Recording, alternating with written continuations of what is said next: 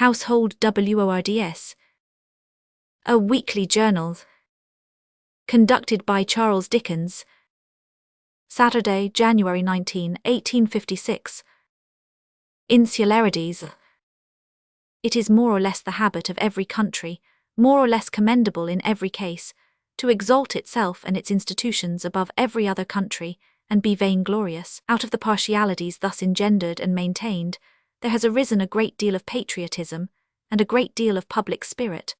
On the other hand, it is of paramount importance to every nation that its boastfulness should not generate prejudice, conventionality, and a cherishing of unreasonable ways of acting and thinking, which have nothing in them deserving of respect, but are ridiculous or wrong.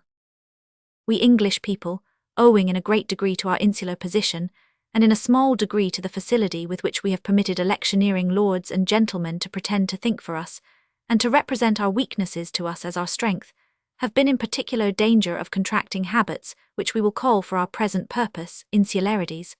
Our object in this paper is to string together a few examples. On the continent of Europe, generally, people dress according to their personal convenience and inclinations. In that capital which is supposed to set the fashion in affairs of dress, there is an especial independence in this regard. If a man in Paris has an idiosyncrasy on the subject of any article of attire between his hat and his boots, he gratifies it without the least idea that it can be anybody's affair but his, nor does anybody else make it his affair. If indeed there be anything obviously convenient or tasteful in the peculiarity, then it soon ceases to be a peculiarity and is adopted by others. If not, it is let alone. In the meantime, the commonest man in the streets does not consider it at all essential to his character as a true Frenchman that he should howl, stare, jeer, or otherwise make himself offensive to the author of the innovation. That word has ceased to be old bogey to him since he ceased to be a serf, and he leaves the particular sample of innovation to come in or go out upon its merits. Our strong English prejudice against anything of this kind that is new to the eye forms one of our decided insularities. It is disappearing before the extended knowledge of other countries consequent upon steam and electricity, but it is not gone yet. The hermetically sealed, black, stiff chimney pot, 1.5 feet high, which we call a hat, is generally admitted to be neither convenient nor graceful, but there are very few middle-aged gentlemen within 2 hours' reach of the Royal Exchange who would bestow their daughters on wide-awakes, however estimable the wearers.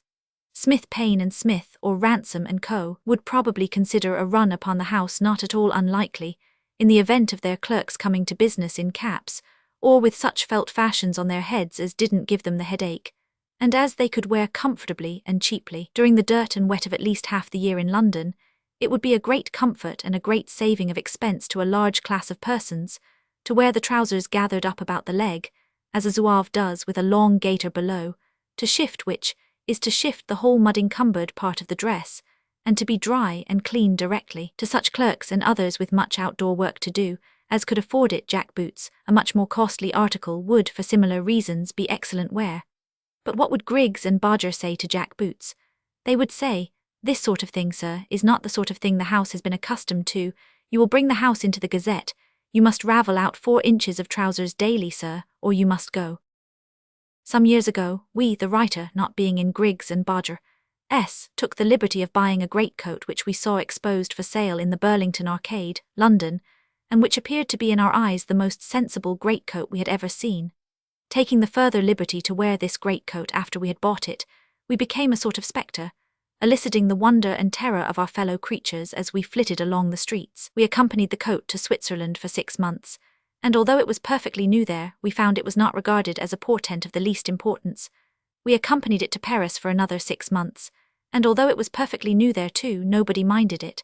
This coat, so intolerable to Britain, was nothing more nor less than the loose wide-sleeved mantle, easy to put on, easy to put off, and crushing nothing beneath it, which everybody now wears.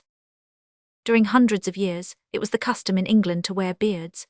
It became, in course of time, one of our insularities to shave close.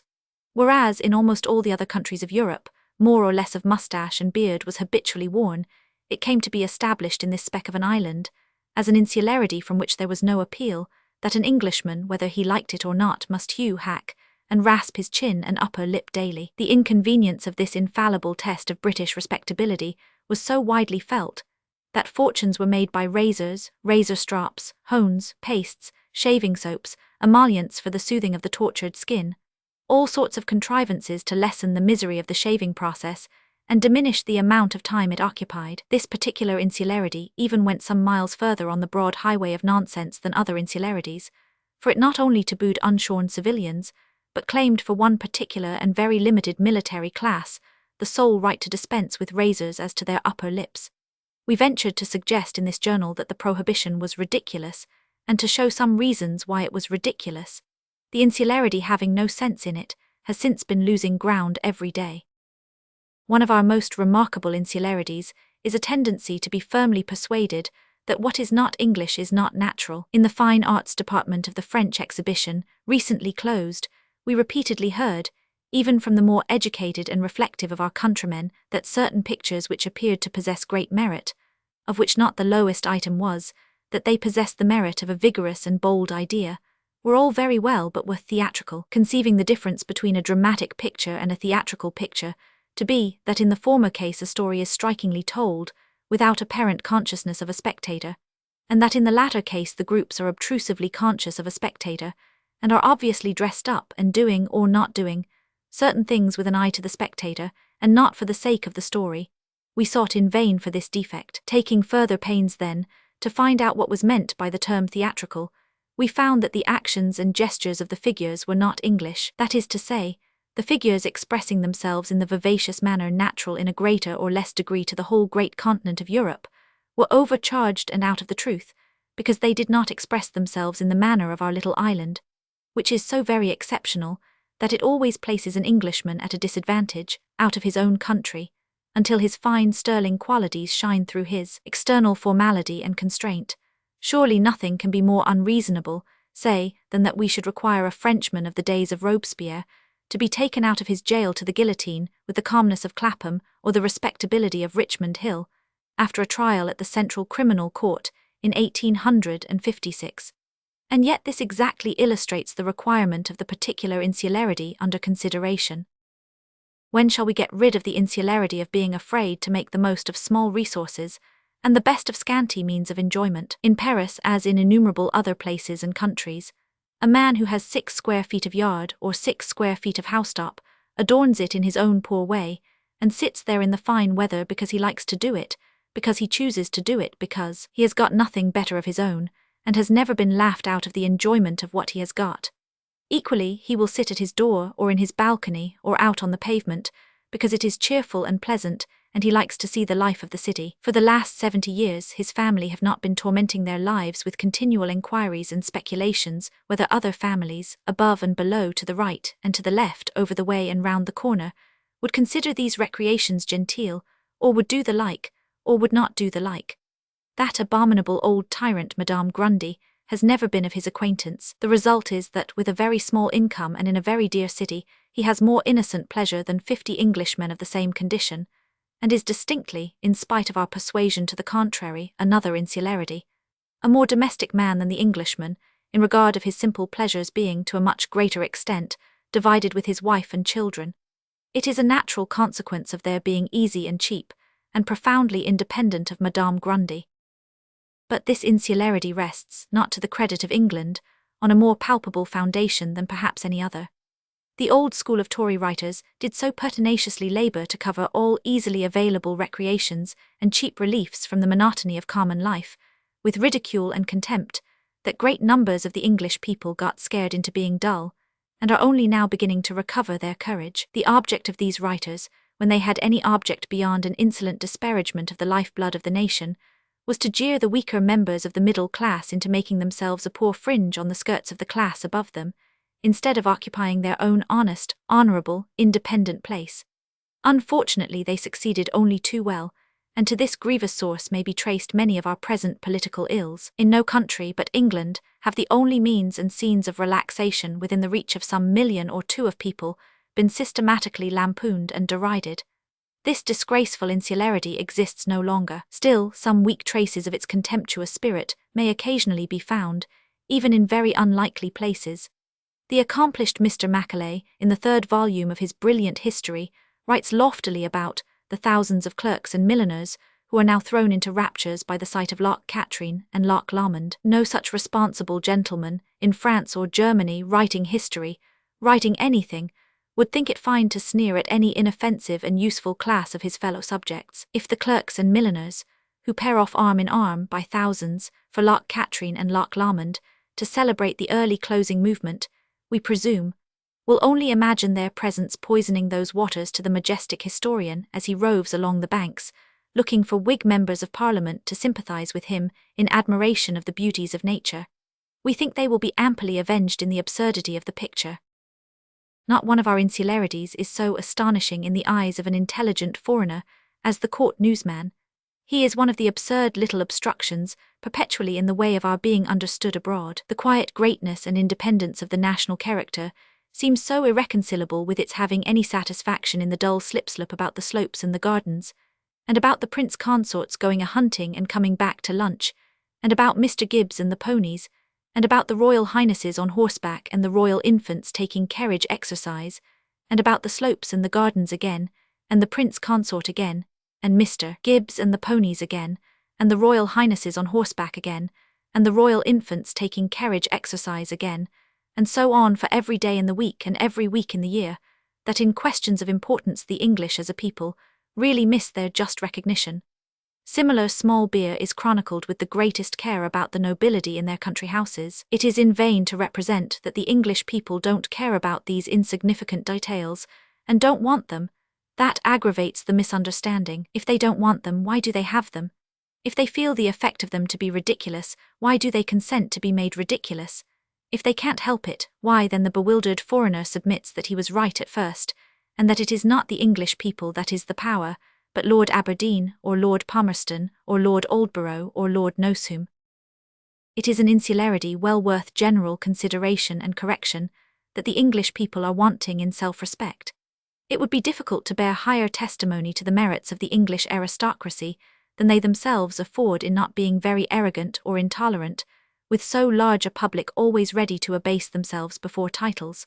On all occasions, public and private, where the opportunity is afforded, this readiness is to be observed. So long as it obtains so widely, it is impossible that we should be justly appreciated and comprehended by those who have the greatest part in ruling us.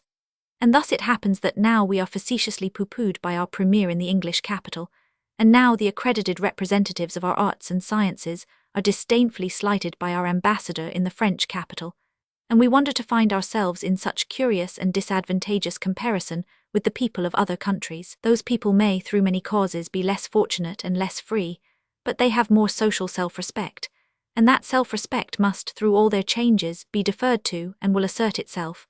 We apprehend that few persons are disposed to contend that rank does not receive its due share of homage on the continent of Europe. But between the homage it receives there, and the homage it receives in our island, there is an immense difference. Half a dozen dukes and lords, at an English county ball, or public dinner, or any tolerably miscellaneous gathering, are painful and disagreeable company, not because they have any disposition unduly to exalt themselves, or are generally otherwise than cultivated and polite gentlemen, but because too many of us are prone to twist ourselves out of shape before them, into contortions of servility and adulation. Elsewhere, self-respect usually steps in to prevent this. There is much less toadying and tuft-hunting, and the intercourse between the two orders is infinitely more agreeable to both, and far more edifying to both. It is one of our insularities, if we have a royal or titled visitor among us, to use expressions of slavish adulation in our public addresses that have no response in the heart of any breathing creature, and to encourage the diffusion of details respecting such visitors' devout behaviour at church, courtly behaviour in reception-rooms, decent behaviour at dinner-tables, implying previous acquaintance with the uses of knife, fork, spoon and wine-glass, which would really seem to denote that we had expected Orson. These doubtful compliments are paid nowhere else, and would not be paid by us if we had a little more self-respect. Through our intercourse with other nations, we cannot too soon import some, and when we have left off representing, 50 times a day, to the King of Brentford and the chief tailor of Tooley Street, that their smiles are necessary to our existence, those two magnificent persons will begin to doubt whether they really are so, and we shall have begun to get rid of another insularity. Ben Scrraq. The French Algerian magistrate's couch or sheriff's officer, Jalali by name, was recovering a little from the out-of-countenance condition into which he had been thrown by his failure in giving a miraculous turn to the embezzlement of a couple of sacks of wheat from the backs of a pair of donkeys. He straightened his back, stood stiff on his legs, and abruptly entered with ineffable zeal on the discharge of his functions as chief constable and crier of the court. He felt himself in one of those happy moments when, after having well deserved a good beating, he was ready to transfer the favour to the first person he met. He was an 8-day clock wound up again, when just at the point of running down and coming to a stop, as he opened and shut the police room doors with the loudest bangings and clappings, shouting for the plaintiffs to appear, and hustling everybody who stood in his way as he swaggered about the antechamber.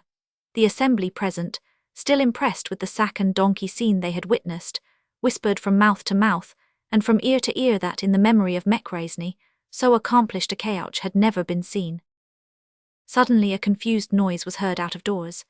As it approached, the sounds grew louder, and at last the ear could distinguish the most energetic oaths in the Arab language, and the music which proceeds from fisticuffs and kicks when applied to divers parts of the human body.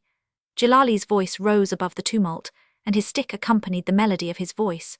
Finally, the door opened, and a group of men, singularly interlaced together, rolled into, rather than entered the room. When Jalali, by a succession of the most skillful movements, had succeeded in putting a little restraint and order into this tempestuous storm of arms and legs, the eye could manage to distinguish a group of 5 men, 4 of whom had quite enough to do to enforce on the 5th a little respect.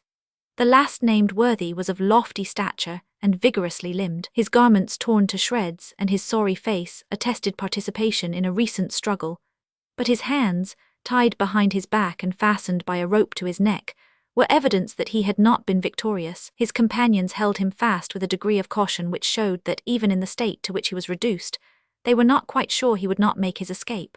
4 rope's ends which dangled from his wrists and his neck were tightly grasped with exaggerated uneasiness and tenacity. Scarcely had the 5 newcomers subsided into calmness, when an unanimous exclamation arose from the midst of the audience, "Tease Ben Serac, what has he been doing now?" Richard, the presiding magistrate, inquired somewhat severely, "What has the man done that you should bring him bound in that cruel way?" "Tease Ben Serac," was the answer he received from the quartet of voices. "Ah, Ben Serac, a professional robber belonging to the Sefer, is he not?" "The very same," said the corypheaux of the associated plaintiffs. "Yes, sure enough, tease I Ben Serac," growled the prisoner, in a voice which reminded you of a wild beast roaring at night. "But I was informed that he had amended his mode of life, and that lately he has been living at peace with his neighbours." "I have always lived at peace with my neighbours. I am a good Mussulman fearing Allah and the law. I am calumniated." "Hold your tongue," said the court, "and do not speak till you are spoken to." "It is true," explained plaintiff number 1, "that for some time past he has let us be quiet and only committed distant robberies, but a few days since he stole one of our bullocks." "Sidi Bukrari," roared the savage, "how dare they slander a poor innocent creature like me in that way?" "But is the fact clearly proved?" the president inquired. "How did it occur?" "It is as plain as can be," stated plaintiff number 2. "There is not the least doubt about the matter." "That's what you get by serving the French," muttered Ben Serac with the air of a Cato. "What ingratitude, gracious Allah, Lord of the universe." At this juncture, Jalali received orders to prevent the accused, by any means whatever, from making lengthy interruptions to the recital of the plaintiff's wrongs. As to short exclamations that will break forth, the couch might allow them to burst from their safety valve, seeing the material impossibility of confining them within the lips of a subject, like the present defendant. "Come then," said the court decidedly, "one of you explain the business."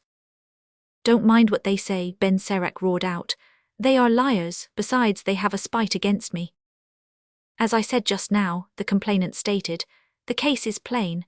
Our herds were grazing in the neighbourhood of Ben Serac's tent. On driving them home in the evening we discovered that a bullock was missing. My brethren and myself immediately took the field, to discover some trace of the robbery, but we could discover nothing. At last, after several days of fruitless search, it entered into our heads to have a look at Ben Serac's tent. We had suspected him, in consequence of what had happened some months previously. "Barbarians," yelled the untamed innocent, "to violate the tent of an honest Mussulman." "But we had no need to enter it. which moreover we should not have done without the Caid's authorization. Quite right, said the magistrate approvingly. We met his wife as she was coming from the water. What an abomination, howled the biped brute, to stop a woman on the road. And who, for the promise of a trifling reward, told us the whole affair? A capital witness, a she-beggar who betrays me. She explained that it was her husband who stole our bullock, in order to provide himself with a store of salt meat. Sidi Bukrari, that a woman should lie like that. She then showed us several goatskins filled with the meat. As if a Mussulman were not allowed to keep salted meat in his tent. And to remove all doubt as to where the meat came from, she showed us the bullock's head lying in one corner of the tent, still in a state sufficiently preserved to enable us to recognize the animal. What a horrible she-vagabond, but her evidence is good for nothing. I had given her a beating not 2 days before. Our only thought then was to seize the wild boar who is now before you. There was the difficulty, for this son of Satan is as strong as no one else, and can knock down a camel with a blow of his fist. What a joke, I am as mild as a sheep. 20 of us met in company, and at dawn of day informed by his wife. What a pity I did not strangle her, as I meant to. Informed by his wife that he was still asleep, we rushed down upon him, and after a hard struggle, contrived to bind him in the way you see, as he lay on his mat. Sidi Abdallah, what treachery, to attack a good Mussulman as he lay asleep. And a good thing it was that we did attack him in that way, for although he was hardly awake he managed, while he was wrestling with us, to break one of Ulid Sekrad's legs, and to put out one of Ali Ud Ahmar's eyes. He smashed in 5 or 6 of poor Bu Senan's teeth, and bit Otsman Ud Mesasit's back savagely. Justice of the master of the world, is it possible to lie in this way? On the contrary, I have been half killed by you. Don't you see my face is covered with blood? Son of a dog, you well know the blood is from poor Ud Mesasit's body. Sidi Abdallah, exclaimed Ben Serach, but it was of no use invoking the saints. Jalali called for a towel and a basin of water, and with them washed Ben Serach's face. The experiment established the fact that that interesting individual had not received the slightest scratch, and that the bite on the unfortunate Ud Mesasit's back must have been the only source of the stains. Well, Ben Serach, said the president, although I cannot entertain any reasonable doubt of your guilt, you are nevertheless at liberty to speak. Let us hear what you have to say in justification. I am allowed to explain. Well, you will soon see. In the first place, my wife is a she-vagabond. Everybody knows it, don't they, Jalali? But Jalali, who was particularly anxious to conceal all cognizance of the defendant's affairs, only replied, May your tent catch fire. Pray, what connection have I ever had with you, that I should know how your wife employs herself? Very well, 'tis of no consequence, but the fact is notorious and incontestable. The she-dog betrays my honor. I will take your word for it, said the court, and then. She has taken a fancy to Oud Rai, whose people's shepherds have treated me so shamefully. I have often said to her, Fatma, my darling, things cannot go on in this manner. Your improper conduct sets everybody talking, and a modest and virtuous man like myself will soon be the laughingstock of the whole country, and that on your account. Mind what you are about, else I shall be obliged to beat you, and you are aware, my beloved, that when I do hit, I hit rather hard. But I do not see what reference your matrimonial tribulations can have to the business now before us. I beg your pardon, you will see directly. I admonished her, therefore, with the utmost gentleness in accordance with my natural disposition, but it was a waste of time and breath. She persevered in her infamous conduct till I was obliged, as a gentleman, to administer to her and to Oud Rai one day a considerable number of kicks and thumps. But again I ask, what have these details to do with the theft of which you stand accused? Explain yourself more clearly. What, cannot a man of your great genius see now how things have been managed? I have an idea I can, but probably not in the same light as you do. What, don't you see that Oud Rai and my wretch of a wife, to be avenged of the beating I gave them, have subtracted the bullock in question without my knowledge, and have cut it up in my tent, in order to compromise me with the authorities? Sidi Bukrari, it is as clear as the sun that, don't you see that I am a virtuous husband calumniated by a criminal wife?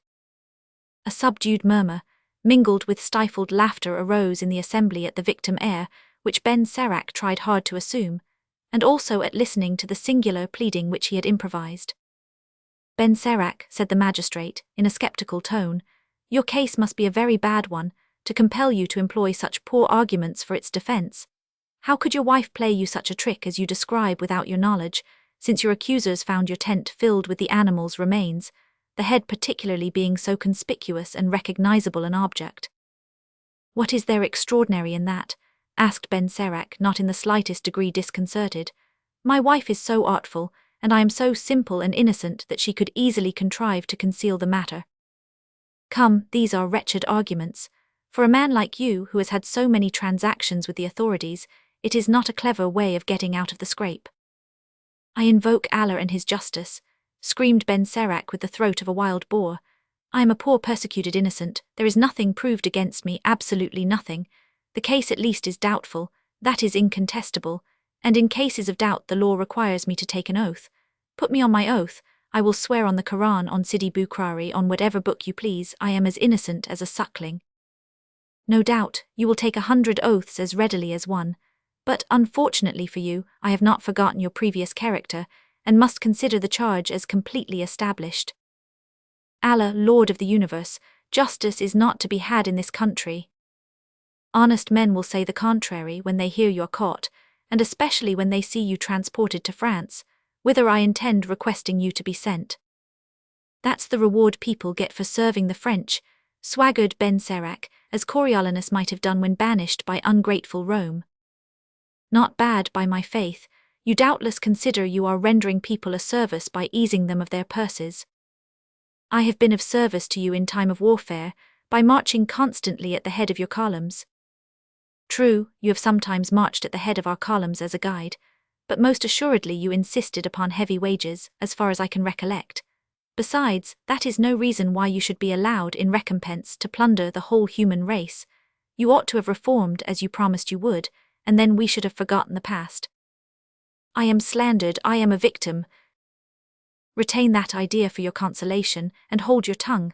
Jalali, take some of the men on guard and lead this fellow to prison. Sidi, pleaded Ben Serac, can you not deliver me from these bonds which give me horrible pain? Very well, I will. Jalali, unfasten the ropes, which in fact are a little too tight. It is impossible for him to make his escape now. Only take some of the cavalry with you, and keep a sharp eye on him on the way to prison. Oh, Sidi, such precautions are unnecessary. I am as gentle as a lamb. And Ben Serac made his exit escorted by a numerous suite of Mechrasnes, at the head of whom was Jalali, and who, feeling the greatness of his responsibility, marched as if he were carrying the world. But an Arab chief in alliance with the French, named Ben Safi, whispered to the president as soon as the prisoner had disappeared. Perhaps you were wrong to let his arms be untied. That is rather too good, the magistrate replied. How do you suppose can he contrive to escape from the custody of 10 soldiers and in the midst of the town? I have seen him escape, Ben Safi explained, under circumstances that would make one believe there was something diabolical in his composition. One night, when he had the impudence to come and rob in my own smala, we contrived to seize him by killing the horse he had stolen from us, and under which it chanced that he was caught as it fell. I had his hands tied behind his back, and I ordered one of my men to kill him like a dog from behind with a pistol shot. The shot was fired, but my gentleman, instead of dropping down dead as he ought to have done, jumped up as lively as a grasshopper, and disappeared as if a flash of lightning had carried him off. The bullet had only cut the cords which bound him, and had been flattened on the palm of his hand. We were stupefied with astonishment. And well you might be, said the official head of the Arab Bureau, beginning to feel a little fidgety. I now believe I should have acted more prudently if I had forbidden his being unpinioned till he was safely lodged in prison. I am sure you would, interposed Ben Tekroide, a second friendly chief. I have always been told that this fellow is a perfect demon in human shape.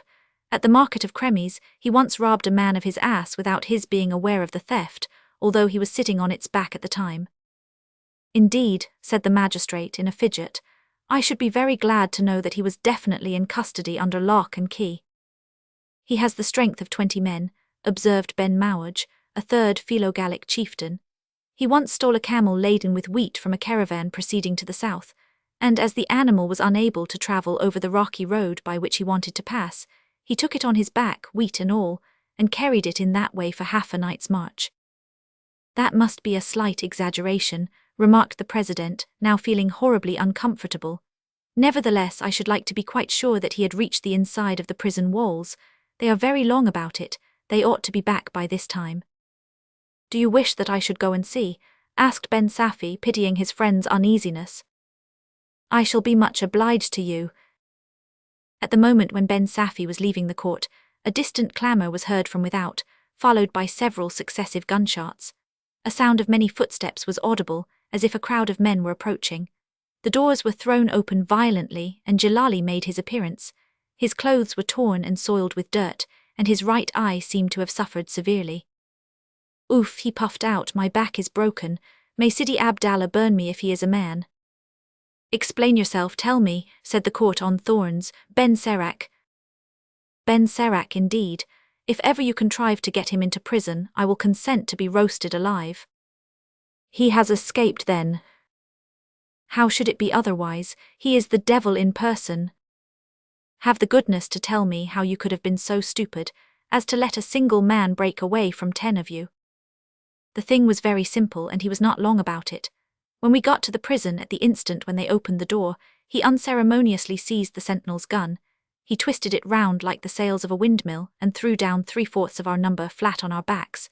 I immediately rushed upon him, together with the rest who were still on their legs, and you see," here he exhibited his exterior, including his black and swollen eye, "what I got by it. After having nearly felled me by putting his doubled fist into my eye, he seized me by the skin and threw me, like a bundle of old clothes, on the top of my comrades. We were all left rolling pell-mell together, and when I got up I saw that demon already landed on the other side of the river.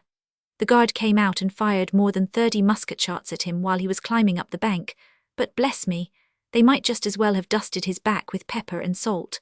The bullets were flattened without hurting him. The thing is prodigious.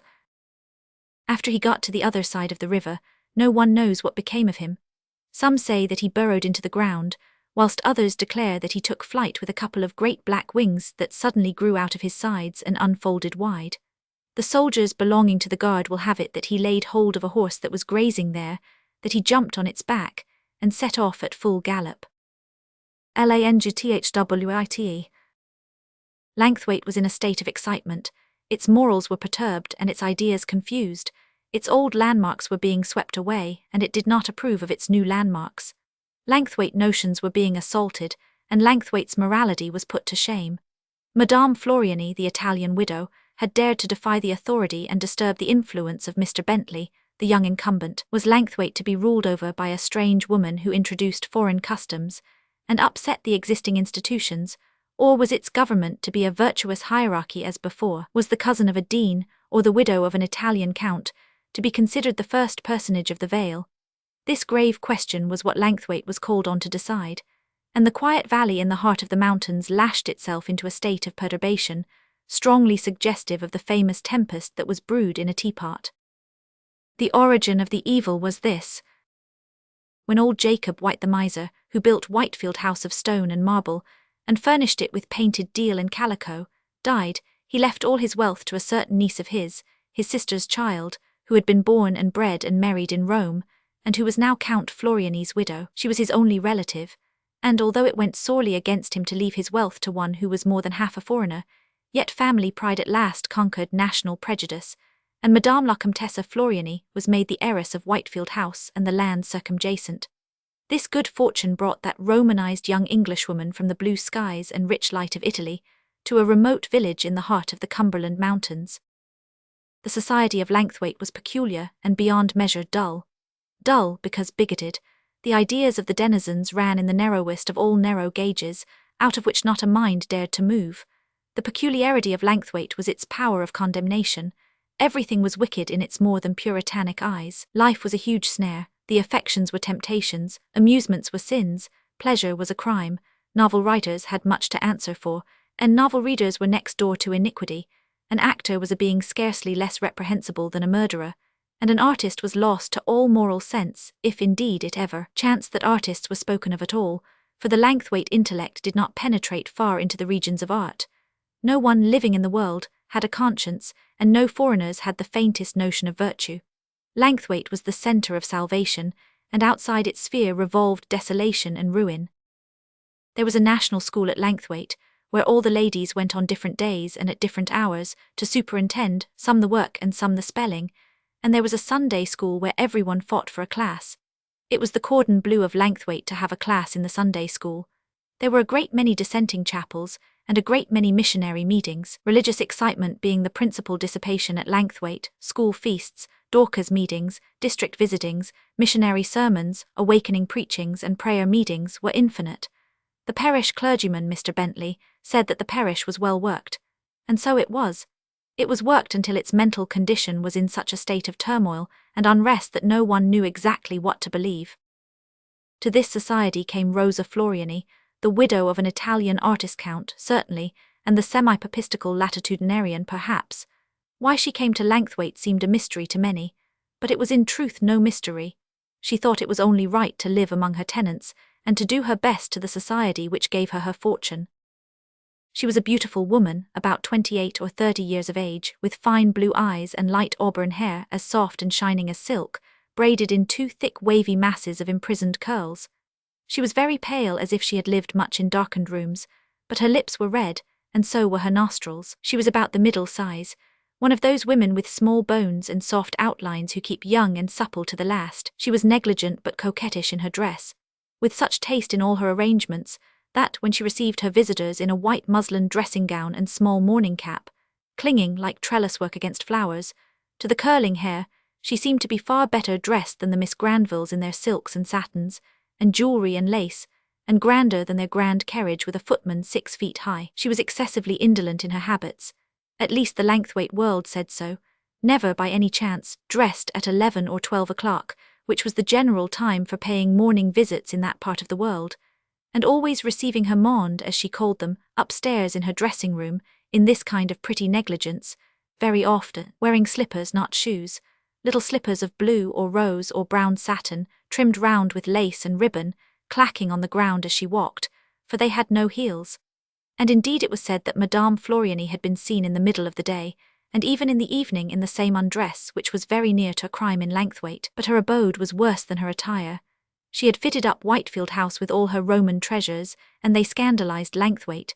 The Miss Granvilles said they were quite shocked, and Mr. Bentley spoke through his nose, and sighed as he called the pretty woman heathenish. She had casts of many of the best statuary set about her apartments: St. Catherine's Marriage, the Madonna, St. Sebastian, the Judgment of Paris, a Venus or two, and a few martyrdoms. All this was like fire to stubble among the people of Langsthwaite. But Madame Floriani, totally unconscious of the effect she was producing, only thought the Langsthwaitians very cold in matters of art, and strangely ignorant of real merit. She was an artist herself, and sometimes when they came in their grand, stiff, expensive, and ungraceful toilettes, they found her dressed in a man's brown holland blouse, girded with a broad leathern band, while a little blue velvet cap with a long tassel was stuck jauntily on the top of her graceful head, just above those curly handfuls of bright auburn hair, whereat they were doubly shocked, and the Miss Granvilles, very tall, bony, and desiccated gladiators, said she was really very unfeminine, and that it positively was not proper. Madame Floriani's worst enemy was Mr. Bentley. Mr. Bentley was the young incumbent of Langsthwaite. He was not more than 30 as it was, and he looked like 20. He was a tall, round, boyish person with a round face, and round cheeks highly coloured, an innocent little snub nose, with those wide flat nostrils that make a greybeard look a youth, light grey eyes, narrow shoulders, red hands, very red, with the fingers always swollen, as if from chronic chilblains, and a full unformed mouth, swollen too like a boy's. But in spite of this round face, with its ludicrous boyishness, Mr. Bentley had taken up the condemnatory and ascetic side. His sermons breathed more than Judaic severity, hatred of pleasure, hatred of art, hatred of liberation, hatred of everything but extreme Calvinistic tenets, church-going and missionary meetings. This was Mr. Bentley's profession of faith as far as he dare utter it even in Langsthwaite, yet his solemn looks and severe words were in such ludicrous contrast to that round, red, apple face of his, which nature intended to express jollity, that more than once Madame Floriani looked up and laughed, saying with her sweet voice and foreign accent, "But, Monsieur l'Abbé, assuredly you do not believe in yourself when you speak so." Which words used to make Mr. Bentley furious. As he said to the Miss Granvilles, his fast allies, It was very painful to see Madame Floriani's unconverted state of mind. Thus the war between the pretty foreign woman and the grave young clergyman went on, and Langsthwaite stood aghast. Madame Floriani thought she must do something for the place, so after everyone had called she began to give parties. Everyone went to the first out of curiosity. Even Mr. Bentley, who disapproved of her so much that he called nearly every day at Whitefield, to try and convert her, even he went, though in general he was never seen at any evening party where the object was not to sing hymns and hear a chapter expounded. But he made an exception. Madame Floriani had arranged her rooms very prettily. She had brought in all the flowers from the greenhouse and placed them about the hall and drawing-room. She had wreathed the chandeliers with evergreens mixed in with flowers, while large baskets of flowers, evergreens and moss were placed on pedestals all about and brilliantly lighted. The rooms were a flood of light, all excepting the little room off the drawing-room, which old Jacob White had called the study, and which Madame Rosa said was her boudoir, and this was dark. One candelabrum of 2 wax lights only, placed on a beautiful little ball table, reflected by 2 large mirrors set in deep gold frames of grapes and vine leaves, and falling on a marble statue of Ariadne, set within a draperied recess. This was all the light which Madame Floriani allowed in her boudoir. Many objects of art were about. There were models of the Colosseum and the Tower of Pisa, of the Lion in the Rock of Lucerne, of the Parthenon at Athens, and there were busts of famous men, Dante and Petrarch and Tasso, and pictures, a Magdalene by Giorgione, a Venus by Correggio, and views of Italy and Greece, and there was a carved bookcase full of splendidly bound books. One was clasped with ivory, and one had precious stones upon the cover. These, with curtains and draperies of rich rose-coloured silk, made up the furniture of Madame Rosa's boudoir. A new style of room in Langsthwaite. They could not understand it. The soft, dim light, the living beauty on the walls, the wealth, the art, the management of effect, all perplexed the worthy mountaineers, and went far to convict Madame Floriani of some undesirable characteristics. The Miss Granvilles, who led public opinion on matters of taste and propriety, peered into it curiously, but stepped back again immediately, as if it had been a sorcerer's cave, and by way of being facetiously condemnatory, spoke to Madame Floriani of the great white woman in the corner, as something they did not understand, nor quite approve of. The widow looked at them with the surprised, open-eyed look that had become familiar to her since she came to Langsthwaite, and then with her silvery good-humoured laugh cried out, "Why, my dear mademoiselle, that is Ariadne." "I wonder how you can like those horrible Greek stories," said the eldest Miss Granville severely. "We who know so much better things, to encourage those dreadful superstitions and idolatries in any way, it is shocking." "But, my dear demoiselle, you don't think that I believe in Ariadne as the Greeks did," said Madame Rosa. "It's the art, not the goddess one loves." "Art," cried Miss Granville disdainfully. "Art? What is art, I should like to know, but the worship of the creature? Art is more nearly successful, Madame Floriani, than I am afraid you think it is." "Ah, mademoiselle, pity me, spare me. I have been brought up among the great things of art and opened my eyes on the Colosseum. I have lived where Michelangelo worked. I have drank in love of art with my first breath. I cannot forget its rich lessons in this ascetic doctrine of yours. On the contrary, I find in your beautiful country so much to love and admire, that I wonder you are so little gifted with the power of appreciating and reproducing the beauty he has created." This was a long speech for Madame Rosa, and strangely free from foreign idioms, for she was excited and forgot to be careful. "My dear Madame," said Mrs. Bentley solemnly, "you speak of natural religion only." "Come, come, we must not discuss theology at a soirée," she exclaimed. "That would be a misuse of time indeed. Will you waltz, Miss Granville?" And before that horrified lady could return an answer, the pretty widow had glided across the room in her peculiar manner of grace and lightness, and going to the piano, dashed into a maddening waltz. Now, to begin with, only 2 young ladies of the Langsthwaite Society could waltz, and these were the daughters of a retired captain, who had the good luck to own relatives in London, but they were thought bold and light in Langsthwaite, although as good girls as ever breathed, because they went to the opera and the theatres when they were in town, and confessed to the polka and waltzing.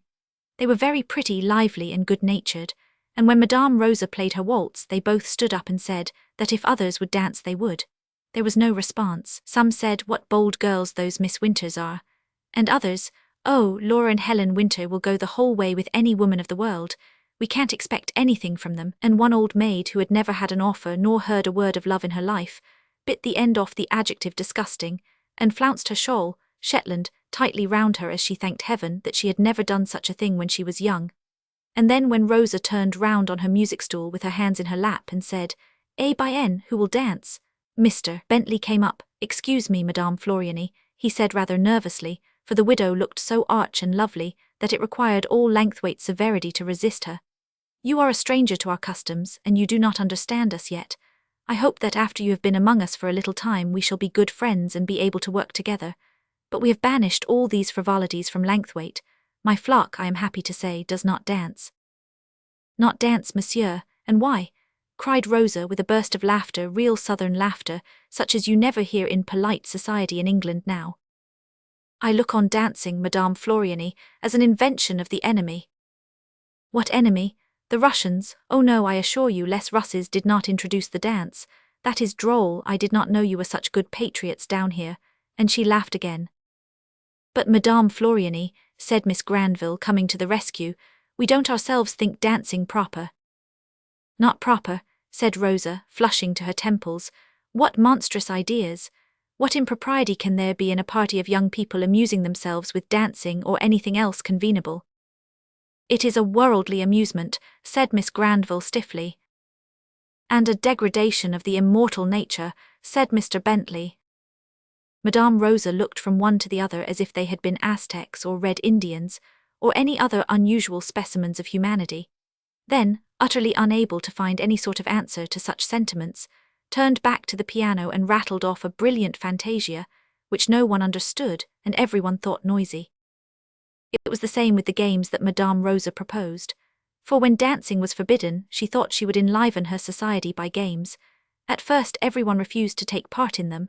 They were dull, childish, uninteresting, a waste of time, but at last she gained over some of the younger girls to a stray cantab or two, whom she had managed to get hold of somehow, no one knew how. "She must have fished them out of the lake," said Miss Granville, for indeed cantabs were rare animals in Langsthwaite, owing to the character for dullness and cant which that beautiful vale had gained in the university. A few used to come, certainly, generally pale young men wearing spectacles and afflicted with colds, but Madame Floriani soon learnt to distinguish the various types, and to fly this type as she would poison. Yet even when she had gone so far as to positively establish games at her soirees, the Miss Granvilles and the Bentleyites used to sit by grimly, and protest in loud whispers against the downward course of things in Langsthwaite. Madame Floriani was almost disheartened.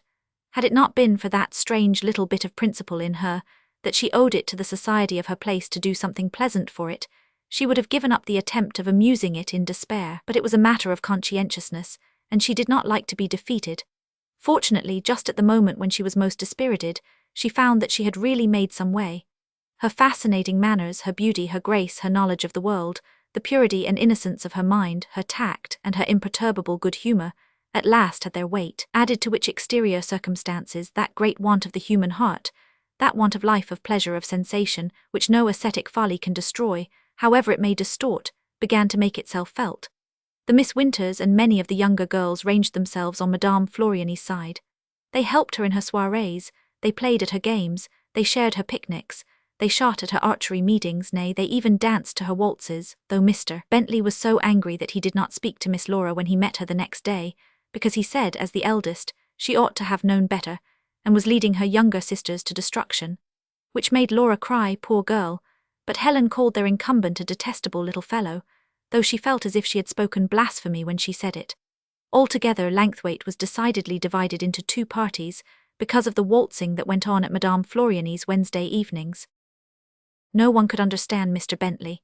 He was the bitterest enemy Madame Floriani had, at least to judge by his conversation, and yet if it were so, why did he go so constantly to Whitefield House? And why, if he disapproved so highly of her conduct, did he still continue to attend her evening parties? He never missed one by any chance, though the Miss Granvilles and others were only waiting for his lead to follow him to open secession. And why did he turn pale when he saw her coming down the lane? And why did he turn red when he shook her hand?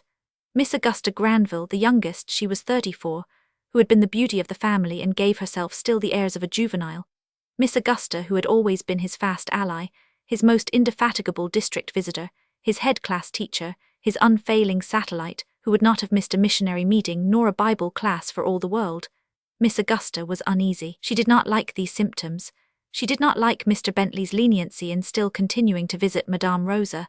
Her voice was for war, an open declared right honest war, and she would be the incumbent's shield-bearer. So she said to him one day after a peculiarly joyous evening at Whitefield House, adding what she thought an irresistible argument, or rather inducement, "If you will give up Madame Floriani, my sisters, and I will follow you." At which Mr. Bentley stammered and blushed, then sighed and said nasally, "We must still hope for her conversion." Apple-cheeked Mr. Bentley was unhappy.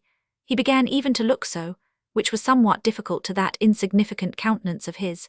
But apple-cheeked Mr. Bentley was in love. Disguise it as he might to himself and to others, deny it, scorn and reject it, it was none the less true he was in love with Madame Floriani. True, she was a heathen, but then her natural graces were so many.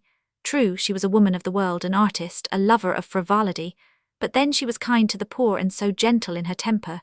True, she was all that he most reprobated, all that he most abhorred, but then he loved her. What should he do? Marry her and so lose his influence over the world he had governed so long?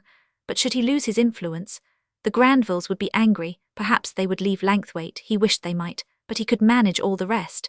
He should be rich too, very rich, and money always gives power. Mr. Bentley had no pious horror of that side of worldliness. Yes, on the whole he should be better off, even in Langsthwaite. Yes, he would marry her.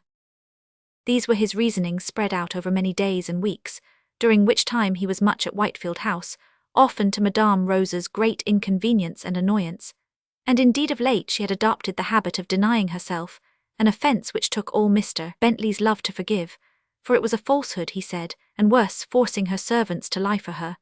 While Rosa only answered, "Mais, Monsieur l'Abbé, it is a thing seen, it is understood, everybody knows what it means when one says that Madame is not at home, or does not receive today."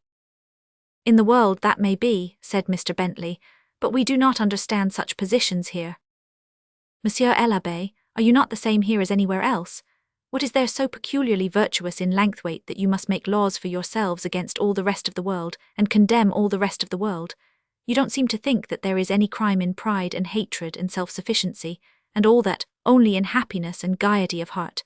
It is monstrous," cried Rosa, excited. "Madame Floriani, I beg of you one favour, I have asked it before. Do not call me Monsieur l'Abbé, I am not a Romish priest, but a Protestant minister," said Mr. Bentley gravely. "Oh, pardon," cried Rosa with a toss of her graceful head, and making that pretty little noise with her lips which you hear every Italian make when perplexed or dissatisfied. "Oh, pardon, it is so natural to me to call men of your profession abbés or curés that I forget. I will try to remember." "At least there is one great difference between us," said Mr. Bentley, turning very red. "What do you mean?" asked the pretty widow tranquilly. "Shall I tell you?" said the incumbent in a voice that was meant to be caressing. "If you please," answered Rosa, nestling herself back in her easy chair, and putting up her feet on a taburet. "I mean," said Mr. Bentley after a short pause, and making a desperate rush like a cart horse at a fence, "I mean that we Protestant clergy may marry, and the Romanist priest cannot." "Yes, that is true, and I don't like married priests," said Rosa quietly. "Why, Madame Floriani?" asked the incumbent, trembling. "From association, I suppose. It is distasteful to me." "Then you would not yourself," stammered Mr. Bentley. "What?" and Rosa lifted up her eyes in astonishment at his voice. "Marry a clergyman," said Mr. Bentley with a kind of roar, and down he came on his knees, first seizing her hand. Madame Floriani slowly raised herself from a reclining posture. She looked at the young incumbent blushing and trembling on the ground before her, and gently drew away the hand he was holding between his own, and his own was so red. She was going to speak seriously, but I am grieved to say it of Rosa, who ought to have known better. The young man's apple face and awkward attitude was so ludicrous. The remembrance of all his absurd attempts at solemnity and asceticism came up so vividly in contrast with the ridicule and humiliation of his present position. It was such an unlooked-for offer, and was made so clumsily, that her gravity gave way, and she burst into a fit of laughter. It was very wrong, and there was no excuse to be made for her, but the situation was very ridiculous, though she should not have laughed for all that. Mr. Bentley started up, seized his hat and very tight umbrella. It was a glorious day in July, but Mr. Bentley patronized umbrellas and rushed from the house, turning round at the door to say angrily, "Your place shall know me no more, madame." And so war was finally declared, and Miss Augusta Granville was satisfied. I doubt if she would have been as content if she had known the full particulars of the casus belli. Mr. Bentley said it was the hardened and impenetrable nature of Madame Floriani, how that he had sought to convert her, and she had answered him only with mockery, and Madame Floriani said nothing, she only laughed, and drew a certain sketch which she showed to the Winter girls under the strictest vows of secrecy, which to their honour be it said they religiously kept. Though when Helen Winter met Mr. Bentley the day after she had seen that drawing, she turned so red in trying to look grave that Laura pinched her arm and said, "Helen, don't be silly," below her breath. The Bentleyites were the strongest. In a short time Madame Rose's Wednesday evenings were almost deserted. All the very good avoided her and her house as if a moral plague existed around her. The Miss Granvilles indeed very nearly cut her. They scarcely bowed when they saw her and passed her very stiffly even in church. Sometimes they were afflicted with sudden short-sightedness and did not see her at all. Miss Augusta, through being triumphant, could afford to be magnanimous, and she was a shade less distant in her manner. When met with Mr. Bentley she was positively gracious. Then the Cantabs went back to their respective colleges, and the leaves began to fall. In the dreary autumn weather, the rain and fog and drizzling mist that now came on, even her own adherents could not come out so often to see her, so that the sweet face grew sad in thinking of the bright sky and the warm hearts of Italy, and the joyous spirits sank in this social solitude, for want of love and sympathy to sustain it. The days were so grey and dark, she could not even paint, and in the Langsthwaite lending library were only dull histories or biographies. The mud and the rain frightened the soft half-foreigner, and kept her much within doors, moping in a dull Cumberland house, where the clouds came down so low that they sometimes rested on the roof, and where the only visitors she saw were half a dozen good-hearted country girls, with not an idea amongst them beyond Berlin work or babies' caps, which, to a woman accustomed to the best and most intellectual society of Rome, was scarcely sufficient mental distraction. What was she to do? Fight or retire? She thought of Italy, of her friends there, of the treasures of art, of the beauty, the free life, the ease, the love, the fullness of existence, and she covered her face in her hands, while tears forced their way through her fingers. Then she thought of Mr. Bentley, and of his offer, and of how he looked when he was down on his knees before her, and she laughed till she had a pain in her side. But she could not laugh for ever at Mr. Bentley and his offer, and the ennui of her life began to grow insupportable. It was reported at last that she was going away. It was Laura Winter who said so first, by Rose's permission, one day after she had been at Whitefield House. Madame Floriani had cried and said that she was ill. The constant damp did not agree with her, and she had grown very thin and sallow rather than pale as she used to be, and she said too that she was dull, she could not bear it any longer. Her heart was Italian, it would not live in such an atmosphere, and then she had cried dreadfully, and Laura had cried too for sympathy, as girls in the country always do. So Rosa owned herself beaten. Langsthwaite morality had been too strong for her, and Langsthwaite coldness too severe. Mr. Bentley had won the battle, and she cared now only for her retreat. She packed up her pictures and her books, her statues and her blue silk curtains, advertised Whitefield House for sale, and sold it well too. A retired sugar broker bought it and furnished it in gold and velvet. He had not a picture, nor a bust, nor a book, but he had hangings that cost a small fortune, and an assortment of colours that must surely please someone, as none in the whole rainbow were absent. Rosa had nothing to do with this. All she cared for was to get out of Langsthwaite, and to leave Cumberland clouds for Italian sunshine. She went to make her farewell calls, and after having kissed all the Miss Granvilles on both cheeks, for she was a generous, forgiving woman with a loving heart and a perfect temper, and would not bear malice if she died for it, and after having shaken hands cordially with Mr. Bentley, who, like a foolish fat schoolboy, attempted to sulk, she turned her sweet face to the south, and left a climate that was killing her, and a people who did not love her, for the beauty and the graciousness of Italy. But she left the seeds of discord behind her that soon bore deadly fruit. Deprived of their patroness, the Florianites sank to the ground. They were snubbed, maltreated, slighted, and all but extinguished. And when Miss Augusta Granville at last got Mr. Bentley to consent to their marriage, not one of them was invited to the wedding. It was the day of retribution, and the Bentley faction were unsparing. Madame Floriani did not forget her old adherents when she was established in her Roman home again, and after the Granville marriage had turned out notoriously ill, for Miss Augusta was imperious, and Mr. Bentley obstinate, she invited the two Winter girls to Rome, and actually sent a manservant all the way down to Langsthwaite to take care of them on their journey, which royal act nearly canonized her, though Mrs. Bentley said it was ridiculous, and, good gracious, could not those two girls take care of themselves? if indeed they went at all, which if they had been her sisters they should not have done. Madame Floriani was very kind to her old friends. She took them everywhere, and feted and petted them beyond measure. Their soft, pretty English faces, with their bright cheeks and long fair ringlets, made a sensation among the dark eyes and raven locks at Rome. The Miss Winters were decidedly the belles of their society, which is a woman's state of paradise. Madame Floriani with her foreign notions set about marrying her young ladies, a task not very difficult, for foreigners like English wives, because they can trust them so much, and English women like foreign husbands because they are more polite than their own countrymen. So Madame Rosa married them both, one to a count and the other to a baron, and when they went back to Langthwaite, which they did for their wedding trip, the people called them my lord and my lady, and treated them like queens. Even Mrs. Bentley yielded the past, which was a marvellous distinction, and made up for a great deal of the past. After all then, Rosa had not entirely lost. The days of her teaching survived in her disciples, for Laura Winter settled at Langthwaite, and remodelled society there after the Floriani system. And now that Mr. Bentley was married, of course his influence was lessened, and all the young ladies who had tried to touch his heart by their austerity now thought more of Laura's foreign friends who came to see her, and who thought life without innocent laughter not worth the living. Murs. Why wilt thou make bright music? Give forth a sound of pain. Why wilt thou weave fair flowers into a weary chain? Why turn each cool grey shadow into a world of fears? Why think the winds are wailing? Why call the dewdrops tears? Voices of happy nature, and heaven's sunny gleam. Reprove thy sick heart's fancies, upbraid thy foolish dream. Listen, I will tell thee the song creation sings, from humming bees in heather to fluttering angels' wings.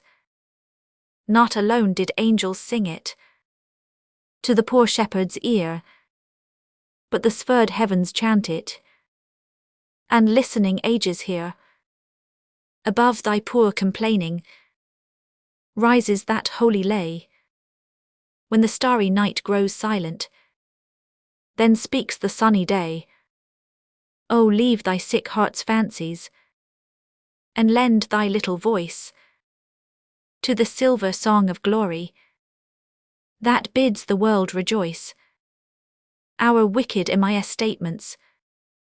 We meant to say no more upon the subject of the strike of Lancashire masters against factory law, until we had seen the issue of a question raised before one of the superior courts. But the publication by the National, or, as it should read, Lancashire Association, of a pamphlet written by Miss Martineau, which attacks our veracity, compels us to speak, or to hazard misinterpretation of our silence. If no question of public justice were involved, we should prefer misinterpretation to the task of showing weakness in a sick lady whom we esteem. We have a respect for Miss Martineau, won by many good works she has written and many good deeds she has done, which nothing that she now can say or do will destroy. And we most heartily claim for her the respect of our readers as a thing not to be forfeited for a few hasty words, or for a scrap or two of argument too readily adopted upon partial showing. The pamphlet in question is an essay written, as we are told in an introduction, for the Westminster Review, and declined on account of its manner of treatment. When we say that a part of its manner is to accuse this journal of unscrupulous statements, insolence, arrogance, and cant, and that amidst much abuse of Mr. Dickens or his contributor, his partner in the disgrace, another part of its manner is to abuse Mr. Dickens personally for conceit, insolence, and wilful one-sidedness, it will be seen that the editor of the Review exercised the discretion of a gentleman. We regret very much indeed that the National or Lancashire Association has been less discreet, and by issuing the paper as a pamphlet at its own expense, has been less friendly to the lady than the lady wished to be to them. We are reluctantly compelled to show that both in tone and argument Miss Martineau's pamphlet, published by the Lancashire Association to prevent the fencing of machinery, is, we will not forget her claims upon our forbearance, and we will say, a mistake. And first, as to the tone. Using in her reply the manner pointed out by us, Miss Martineau says that certain articles in the 11th volume of this journal put forward inaccurate statements, in a temper, and by language which convey their own condemnation, but lest it should be thought that what was wrong in us cannot be quite right in herself, Miss Martineau adds on the same page, I like courtesy as well as anybody can do. But when vicious legislation and social oppression are upheld by men in high places, the vindication of principle and exposure of the mischief must come before consideration of private feeling. Now, confessing for a moment our defect of temper, might we not say, very fairly, that a writer who believes in his heart that resistance to a given law dooms large numbers of men to mutilation, and not few to horrible deaths, may honestly speak with some indignation of the resistance by which those deaths are produced, and that the same right to be angry is not equally possessed by an advocate who argues that the deaths cannot be helped, and that nobody has a right to meddle specially in any way with a mill owner's trade. But if any dispassionate reader of the articles to which Miss Martineau refers should pass from them to the personal invective with which they are met, he will not fail to perceive that we attacked only what we held to be an evil course of opposition to a necessary law, and abided firmly by the leading features of the case, apart from any personal consideration. We spoke plainly as the case required, and with the earnest feeling that the case called forth. But it will be found on reference that in not one of these articles was an attack made upon any person whomsoever, that the chairman of the National Association was not named, that when cases of accident were necessarily cited, it was enough for us to say a certain mill, because we spoke of principles and not of persons. It will be found also that we took pains to disconnect our plain speaking upon one shortcoming from a general disparagement of mill owners, and that we went quite out of our way to occupy no inconsiderable part of these papers with a cordial reminder of the excellent enterprises and fine spirit that belonged to chieftains of the cotton class. Miss Martineau says for herself that, in a matter of political morality so vital as this, there must be no compromise and no mistake. We felt so too, but also felt that it would be a great mistake and a great compromise of principle to intrude personalities on the discussion of it.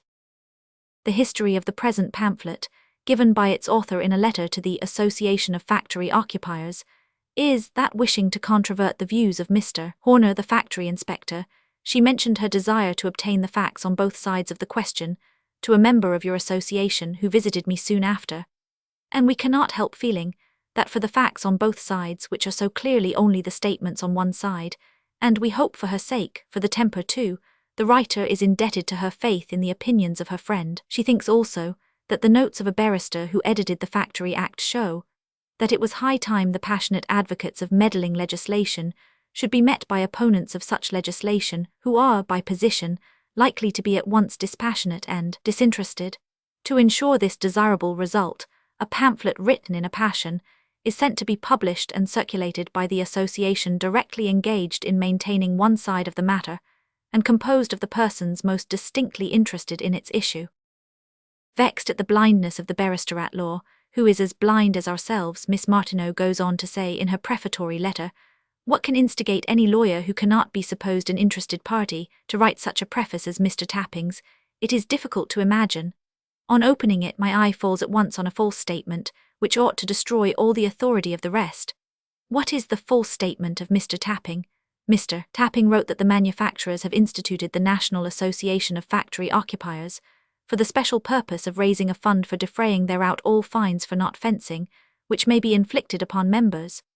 This statement, adds Miss Martineau, is dated October 2nd, 1855, whereas the special report of your association, dated July, expressly declares that the association will pay no penalties awarded under Factory Acts. Miss Martineau's difficulty would have vanished had she known the truth, which is this. It was announced distinctly by the founders of the association, so long ago as the March previous, that they would raise money to pay penalties, and it was only when they were made conscious of the danger of the ground so taken that they forestalled the period of an annual report, and printed the so-called special report, in which they took pains to fence themselves off against legal accident. This report was their own stroke of policy, printed for themselves, and to be had only from their office. It was not advertised nor published, it was sent to members, it was there to use. As soon as it came into our hands through a private source, we made our comments on it, but the date of its being written, though it has July on the cover, is the 7th of August. After it was written, it had to be printed, and it could then only have been by some unlikely chance that any tidings of it could have reached a barrister in London by the 2nd of October. The public reports of the proceedings connected with the formation of the association had informed him that there was a proposition to pay penalties incurred by occupiers who refused to fence. There was no other source of information open to him. This point is of importance to us, and we for the second time place it beyond question that, before the appearance of the special report, the association did combine to pay penalties, in obedience to the recommendation of a body of milliners who had gone to London with the hope of getting the Factory Act into discredit with the government. The recommendation was read at the meeting in these distinct terms. The deputation are of opinion that a fund of not less than £5,000 should be immediately raised, and they suggest that all cases of prosecution which the Committee of Management are of opinion can be legitimately dealt with by the association shall be defended by, and the penalties or damages paid out of, the funds of the association. Whereupon it was moved, seconded, and unanimously resolved that the recommendation in the report, to raise immediately a sum of not less than £5,000 be immediately carried into execution, and that an additional contribution of 1 shilling per nominal horsepower from each mill occupier, making a total of 2 shillings, be at once called for, to enable the committee to carry out the recommendation to defend, at the cost of the association, all cases of prosecution which they may consider fairly to come within the sphere of the association. We have only to add that the report including these resolutions, besides receiving a wide notoriety through the newspapers, was printed and circulated by the association itself, and that a copy of it was obtained by us before we wrote upon the subject. There can be no doubt, then, under what impressions the first members of the association joined it, and of the accusation under which it justly lay, until it thought best publicly to withdraw from a dangerous position. On this same point, Miss Martineau is of opinion that Mr. Dickens had better consider, for the sake of his own peace of mind, as well as the good of his neighbours, how to qualify himself for his enterprise before he takes up his next task of reform.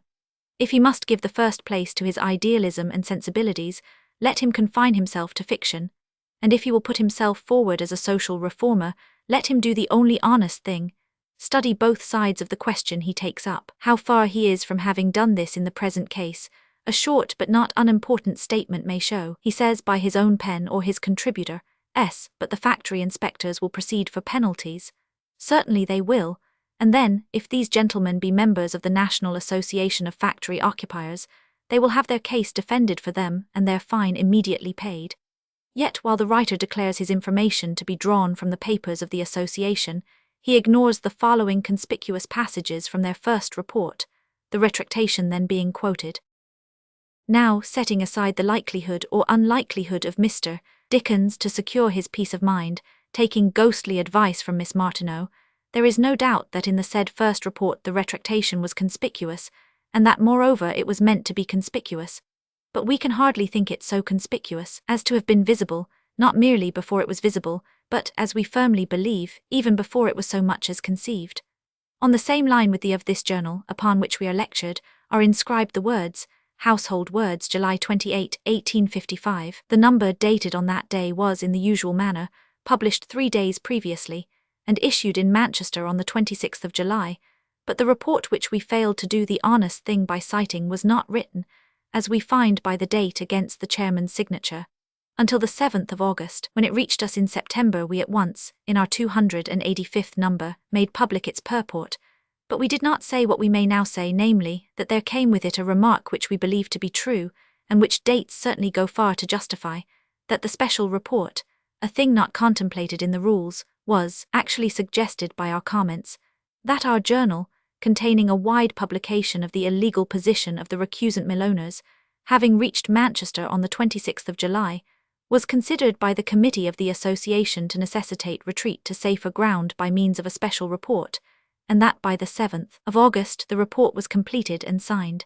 after which it has been further suggested to us that July was put upon the cover, not without a hope that somebody might be misled into believing that it had really been produced several weeks sooner than it was. Be that as it may, we should not have supposed that the association, for the sake of passing a so easily detected deception on the public, would have imperilled the reputation of an honourable lady by leaving uncorrected in her pamphlet a flagrant error, of which it could by no conceivable chance have been ignorant, and by suffering it to go forth, headed in small capitals, misstatements in household words. We turn with sorrow to the other contents of the pamphlet. As the pamphlet of the association, we are bound to show why it can only damage the cause of the association with the government and with the public. We would have wholly spared the writer our present exposure of her mistake, if we could.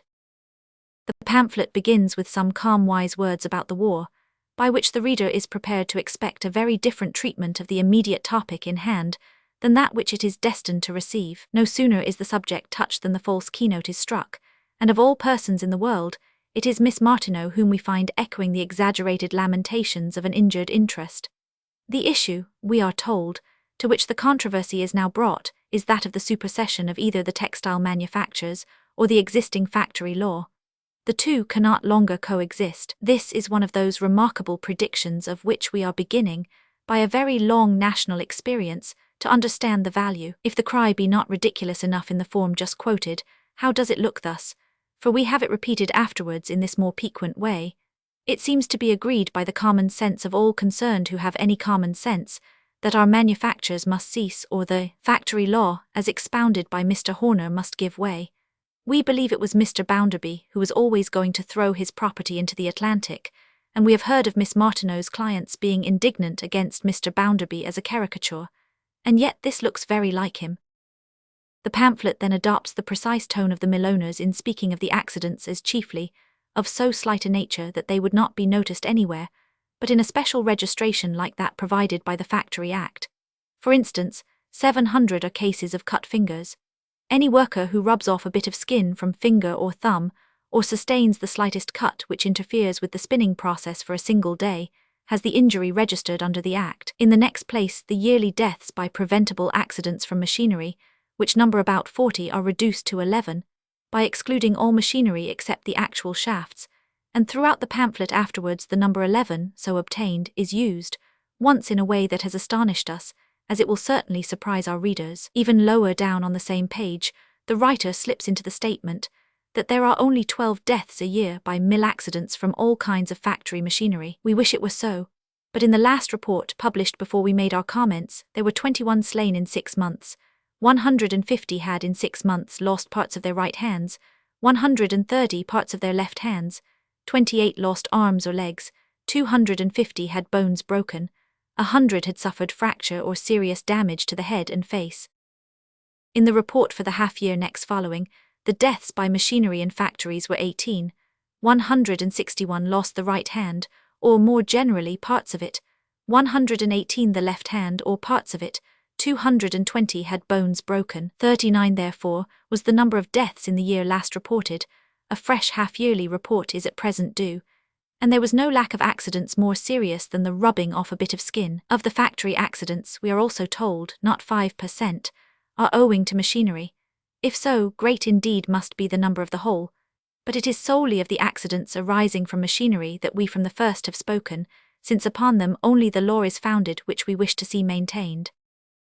So far as we can understand the figures of the pamphlet, they arise from the ingenuity of some friend, who has eliminated from the rest those accidents arising out of actual contact with a shaft, and then put this part for the whole. But the law says that every flywheel directly connected with the steam engine or water wheel, or other mechanical power, whether in the engine house or not, and every part of a steam engine and water wheel, and every hoist or teagle, near to which children or young persons are liable to pass or be employed, and all parts of the mill gearing in a factory shall be securely fenced. The whole controversy is about obedience to this law, and the consequences of resistance to it. The most horrible and fatal accidents are those connected most immediately with the shafts.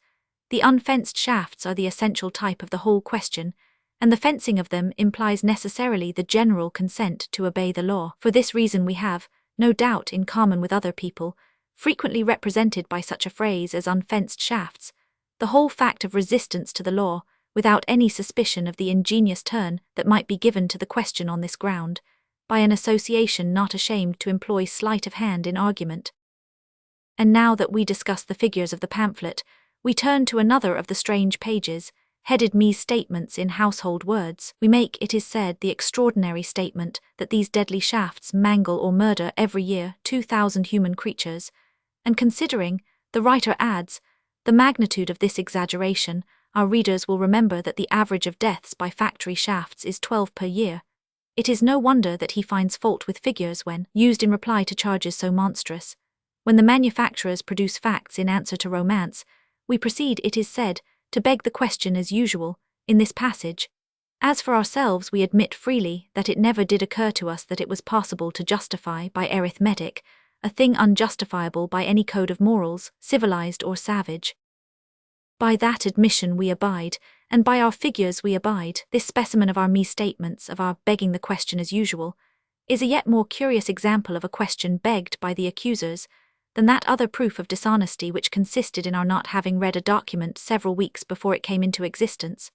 We said in the passage above cited that the deadly shafts mangled or murdered so many persons a year, that by the machinery left unfenced in defiance of the law 2,000 persons were mutilated or killed. The writer of the pamphlet has been led to beg wholly the addition of the mutilated on our side, and to set against it on her side only the killed and not all those, only a selection from them of the persons actually killed on shafts, advantage being taken of the use of the phrase deadly shafts to represent machinery in unfenced mills, and that it is really meant, in the writer's own phrase, to ignore the fact that we counted the killed, is evident from a succeeding sentence. If Mr. Dickens or his contributor assigns his number of 2,000 a year, his opponents may surely cite theirs of 3.5% or 12 in a year. Our number certainly was wrong, but it erred only by understatement. We might have said nearly 4,000 without falsehood. The number of deaths and mutilations together arising from machinery and factories has been 2,000, not in a year, but half a year. Because we did not wish to urge the slight cuts, and the few scarcely avoidable mishaps which did not belong fairly to the case as we were stating it, we struck off some 2,000 from the number that we might have given. Our readers may now form some estimate of the strange weakness and unreasonableness of the pamphlet, issued by the Factory Association to refute us. There is not one strong point in it that affects the question, there is only one that seems strong, and to that the writer had in her own hands a most conclusive answer. Mr. Fairbairn, in December 1853, reported against the practicability or safety of fencing horizontal shafts. The answer to this is repeatedly contained in the inspector's reports for the half-year ending on the 30th of April last, cited at the head of Miss Martineau's pamphlet. Their joint report states that a considerable amount of horizontal shafting under 7 feet from the floor has been securely cased over in various parts of the country, and that strap hooks and other contrivances for the prevention of accidents from horizontal shafts above 7 feet from the floor have been and are now being extensively employed in all our districts, excepting in that of Lancashire, and in places mainly influenced by that example.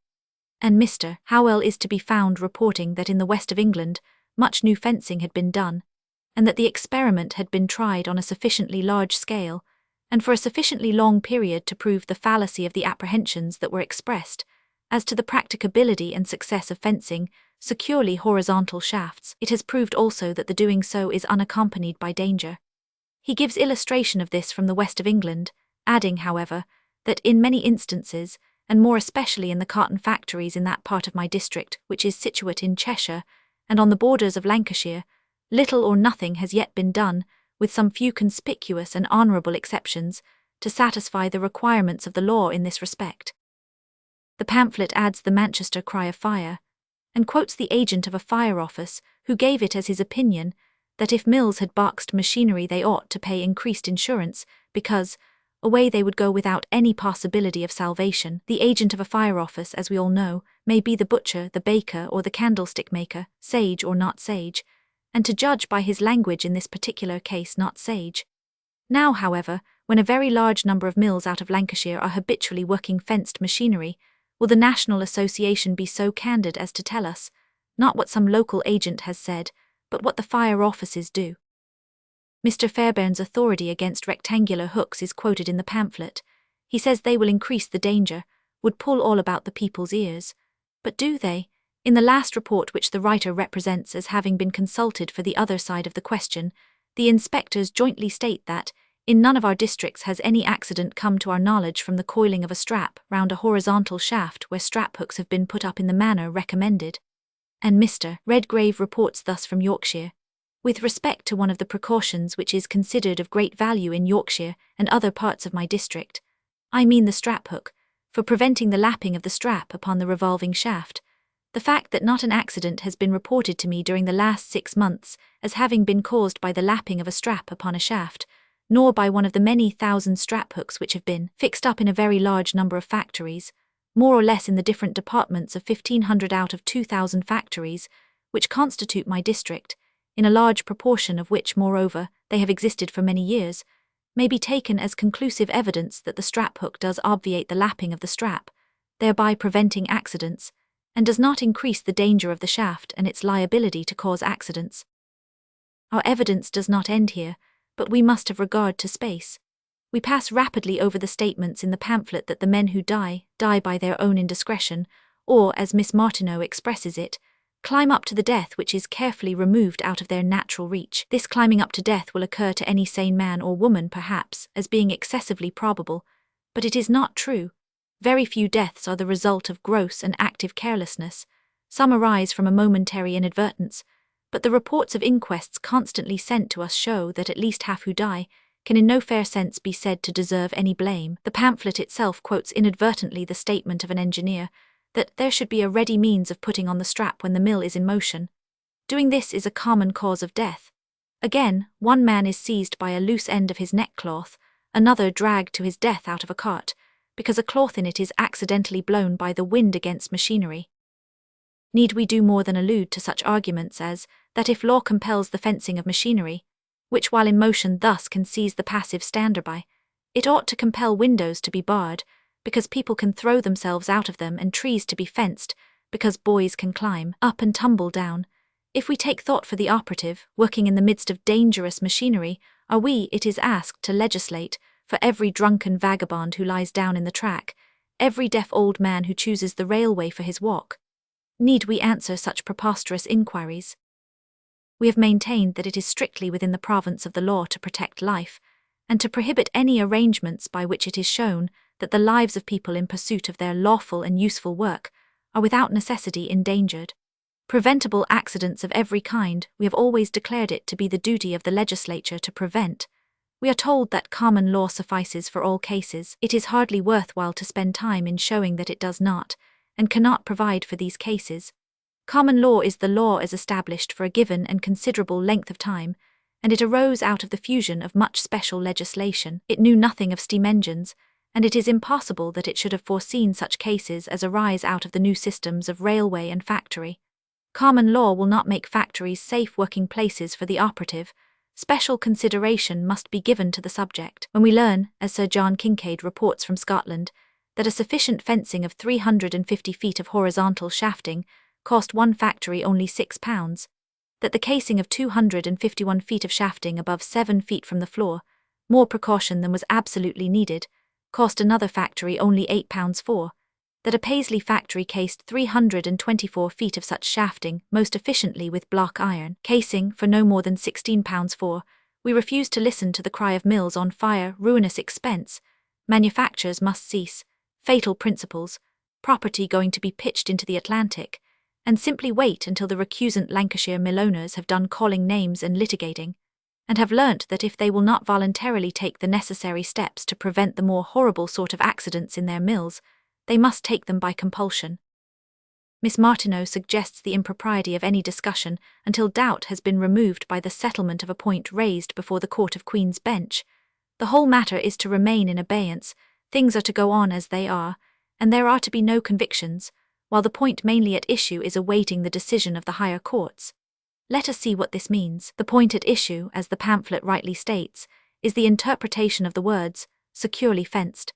And it was agreed some time ago that in the case of a certain prosecution for unfenced machinery, the question should go before the Queen's Bench to determine whether machinery could be said to be otherwise than securely fenced when no accident could be shown to have been caused by it, whether the fact that such machinery had led to deaths and mutilations in other mills proved it, or did not prove it, to be insecure in a mill where as yet no blood had been shed. The question so raised is an obvious quibble, and even the known uncertainty of the law could scarcely throw a doubt over the issue of a reference to its Supreme Courts.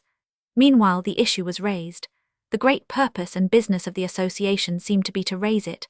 One, at least, of the inspectors stood aside from the disputed class of prosecutions, till the doubt so raised should be definitively settled. We ourselves now fall under reproof for not solemnly and silently awaiting the decision of the question, whether securely fenced means so fenced as that an accident shall not have happened, or so fenced that an accident shall not arise. We now learn upon inquiry that while we have been waiting, and the association has been claiming a twice pending judicial decision, we find, what do our readers suppose? that no case whatever awaits the opinion of the judges. We believe that we have now answered all the accusations laid against ourselves in Miss Martineau's pamphlet.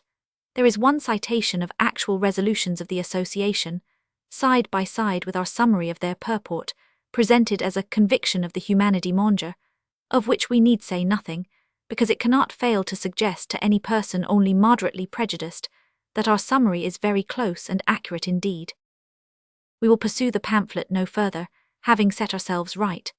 There is not an argument or statement or allusion in it that is not open to rebuke. It fails even in such small details as when a professor of literature with a becoming sense of its uses, and that professor the authoress of forest and game law tales, and of many volumes of stories on political economy, should gracefully and becomingly think it as against Mr. Dickens' pity as a matter of taste, that a writer of fiction should choose topics in which political philosophy and morality were involved. It fails when accusing us of burlesque and irony, because we put plain things in the palpable way which a just-minded writer would scrupulously avoid, and have, God knows, with a heart how full of earnestness, tried to make the suffering perceived that must have been involved in all these accidents. It fails even when against this philo-operative cant, its writer must needs quote Sidney Smith. We miss Sidney Smith, it is said in times like these, in every time when a contagious folly, and especially a folly of cant and selfish sensibility, is in question. This very case in a former phase came under his eye, and then we have 2 notes of what he said against the 10 hours bill, sayings with which it happens that the writer of these papers perfectly agrees, when a case really parallel to this, affecting not the laws of labour, but the carrying on of trade in a way leading sometimes to cruel deaths came under his eye. We did not miss Sidney Smith indeed. The author of the paper upon climbing boys was the last person for Miss Martineau to quote. We come now, begins one of his paragraphs, to burning little chimney sweepers, and the same paragraph ends by asking, what is a toasted child, compared to the agonies of the mistress of the house with a deranged dinner? Palpably put, and with a bitter irony, we fear. We have done. We hope we have not been induced to exceed the bounds of temperate and moderate remonstrance, or to prostitute our part in literature to Old Bailey pleading and passionate scolding. We thoroughly forgive Miss Martineau for having strayed into such unworthy paths under the guidance of her anonymous friend, and we blot her pamphlet out of our remembrance. Coming south a century ago, many amusing books and many dull ones come into existence through the clubs which have been following the fashion of the Bannatyne in Edinburgh, the Maitland in Glasgow, and the Camden and Granger in England. The northern clubs have indulged the most in what the French call luxurious editions. They have benefited by the notion that each subscriber will, in addition to his very moderate subscription, sooner or later print a book for them at his own charge. And when a duke presents to one of these societies the Chartulary of Melrose at the cost of 1,000 guineas, and an earl having paid as much for the printing of the Chartulary of Paisley, goes on to produce 4 or 5 quartos of the Analecta of Woodrow, the example of liberality is set upon no trifling scale, as gifts, though not to be refused, are not always well chosen. Volumes that are scarcely worth the pains of reading do occasionally appear. This, by the way, we have been reading without any sense of pain one of the publications of the Maitland Club, a piece of history relating to a family at present extinct in the male line, the Stuarts of Coltness in Lanarkshire. Authorship ran in their blood. One of their family wrote a domestic narrative in the year 1600, which was the main source of a genealogical history of the race drawn up by a Sir Archibald 173 years later. There were Cavalier Coltnesses, and there was a Gospel Coltness, but the Coltness to whom we mean to pay attention in this place is a lady, a literary Coltness, married unto Mr. Calderwood of Poulton in Midlothian. This clever dame descended into England exactly 100 years ago, and passed over Holland on a journey to her brother, a political exile at Aix-la-Chapelle. She wrote a journal, and regarding England through a Scotch mist of her own, took notes in a shrewd way, sometimes canny and sometimes, as regards the relative merits of the North and South, of a not wholly unquestionable kind. This lady had been bred up in the family of a distinguished crown lawyer, was accustomed to the best society in Scotland, was in her own family commander-in-chief over an amiable husband, and, if we may venture to state so much, 40 years of age, when she, for the first time in her life, came south. Mrs. Calderwood and her husband travelled from Edinburgh to London in their own post-chaise, attended by a serving-man on horseback with pistols in his holsters and a broadsword in his belt. There was a case of pistols in the carriage, more fit perhaps for the use of the lady than of the good-natured laird, who, being a man of accomplishments, took with him a pocket Horace to beguile the hours of wayfaring. They set out on the 3rd of June, and being on the road each day for 12 or 14 hours, arrived in London on the evening of the 10th. On the road, of course, one day the lady dined at Durham, and I went, she adds, to see the cathedral. It is a prodigious bulky building. The day happening to be Sunday, Mrs. Calderwood was much shocked at the behaviour of little boys, who played at ball in what she termed the piazzas, and supposed that the woman who was showing her the place considered her a heathen. In particular, she stared when I asked what the things were they kneeled upon, as they appeared to me to be so many Cheshire cheeses.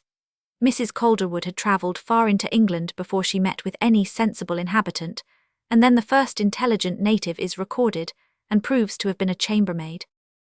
At Barnet we stopped, and while we changed horses, I asked some questions at the maid who stood at the door, which she answered and went in. In a little time out comes a squinting, smart-like black girl and spoke to me as I thought in Irish, upon which I said, "Are you a Highlander?" "No," said she, "I am Welsh." "Are not you Welsh?" "No," said I, "but I am Scots, and the Scots and Welsh are near relations, and much better born than the English." She took me by the hand and looked so kindly that I suppose she thought me her relation because I was not English, which makes me think the English are a people one may perhaps esteem or admire, but they do not draw the affections of strangers, neither in their country nor out of it. The general appearance of the southern country is thus pleasantly o'erlaid with black, staid wisdom's hue. The villages to north of Trent are but indifferent, and the churches very thin sown. And indeed, for a long time one would think the country of no religion at all, there being hardly either Christian church or heathen temple to be seen. The fields on both hands were mostly grass, and the greatest variety and plenty of fine cattle, all of various colours. I admired the cattle much more than the people, for they seemed to have the least of what we call smartness of any folks I ever saw, and totally void of all sort of curiosity, which perhaps some may think a good quality. As for the enclosing in England, it is of all the different methods, both good and bad, that can be imagined, and that such insufficient enclosures as some are keep in the cattle, which is so hard with us in Scotland, is entirely owing to the levelness of the grounds, so that an English cow does not see another spot than where she feeds, and has as little intelligence as the people. Surely the cows are to be pitied, born incapable of taking comprehensive views of things in this flat and unprofitable land. If ever there arose a chance of wider views for the fair traveller, England rose not in her esteem on that account. Sometimes, she owns, we had an extensive prospect but not the least variety, so that we could say there was too much of it. No water, no distinction between a gentleman's seat and his tenant's house, but that he was a little more smothered up with trees. The lady, when she reached London, found the same reason for contempt of Hyde Park as a place of resort. It was not, because it was quite smothered with trees. She also surprised the crowded Londoners that she thought England on the whole less populous than Scotland, and there is a good deal of right observation in the sketch she gives of England extra-metropolitan 100 years ago.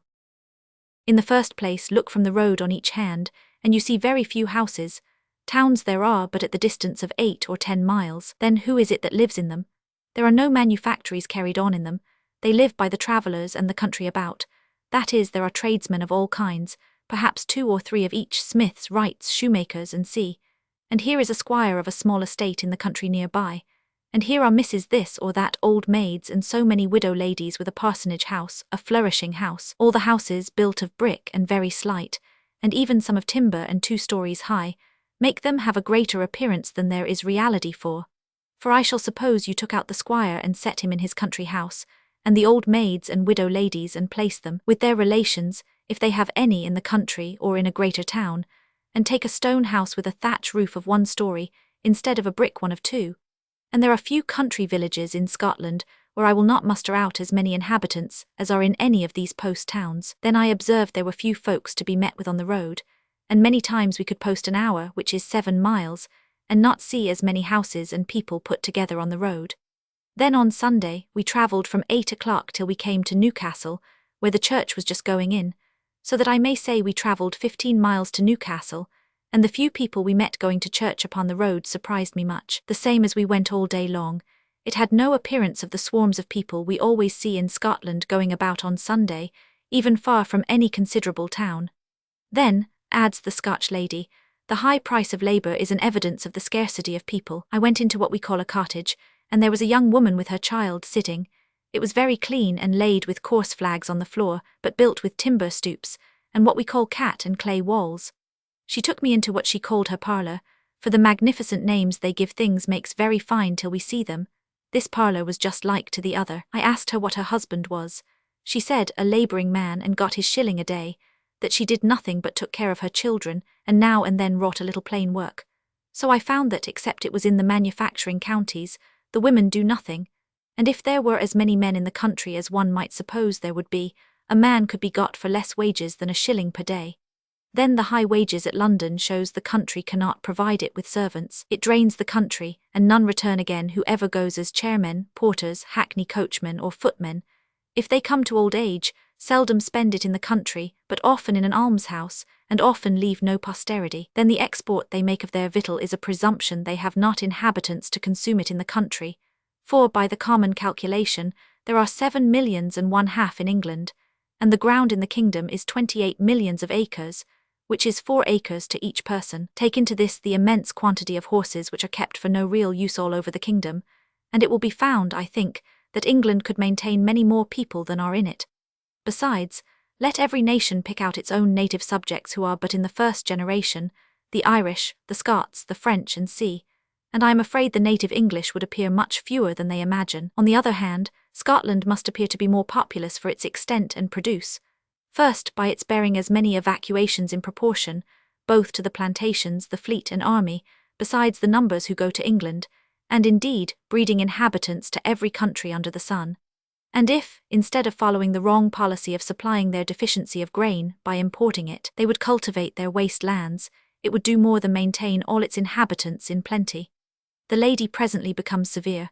I do not think the soil near London is naturally rich, and neither the corns nor grass are extraordinary. I thought their crops of hay all very light, and but of an indifferent quality.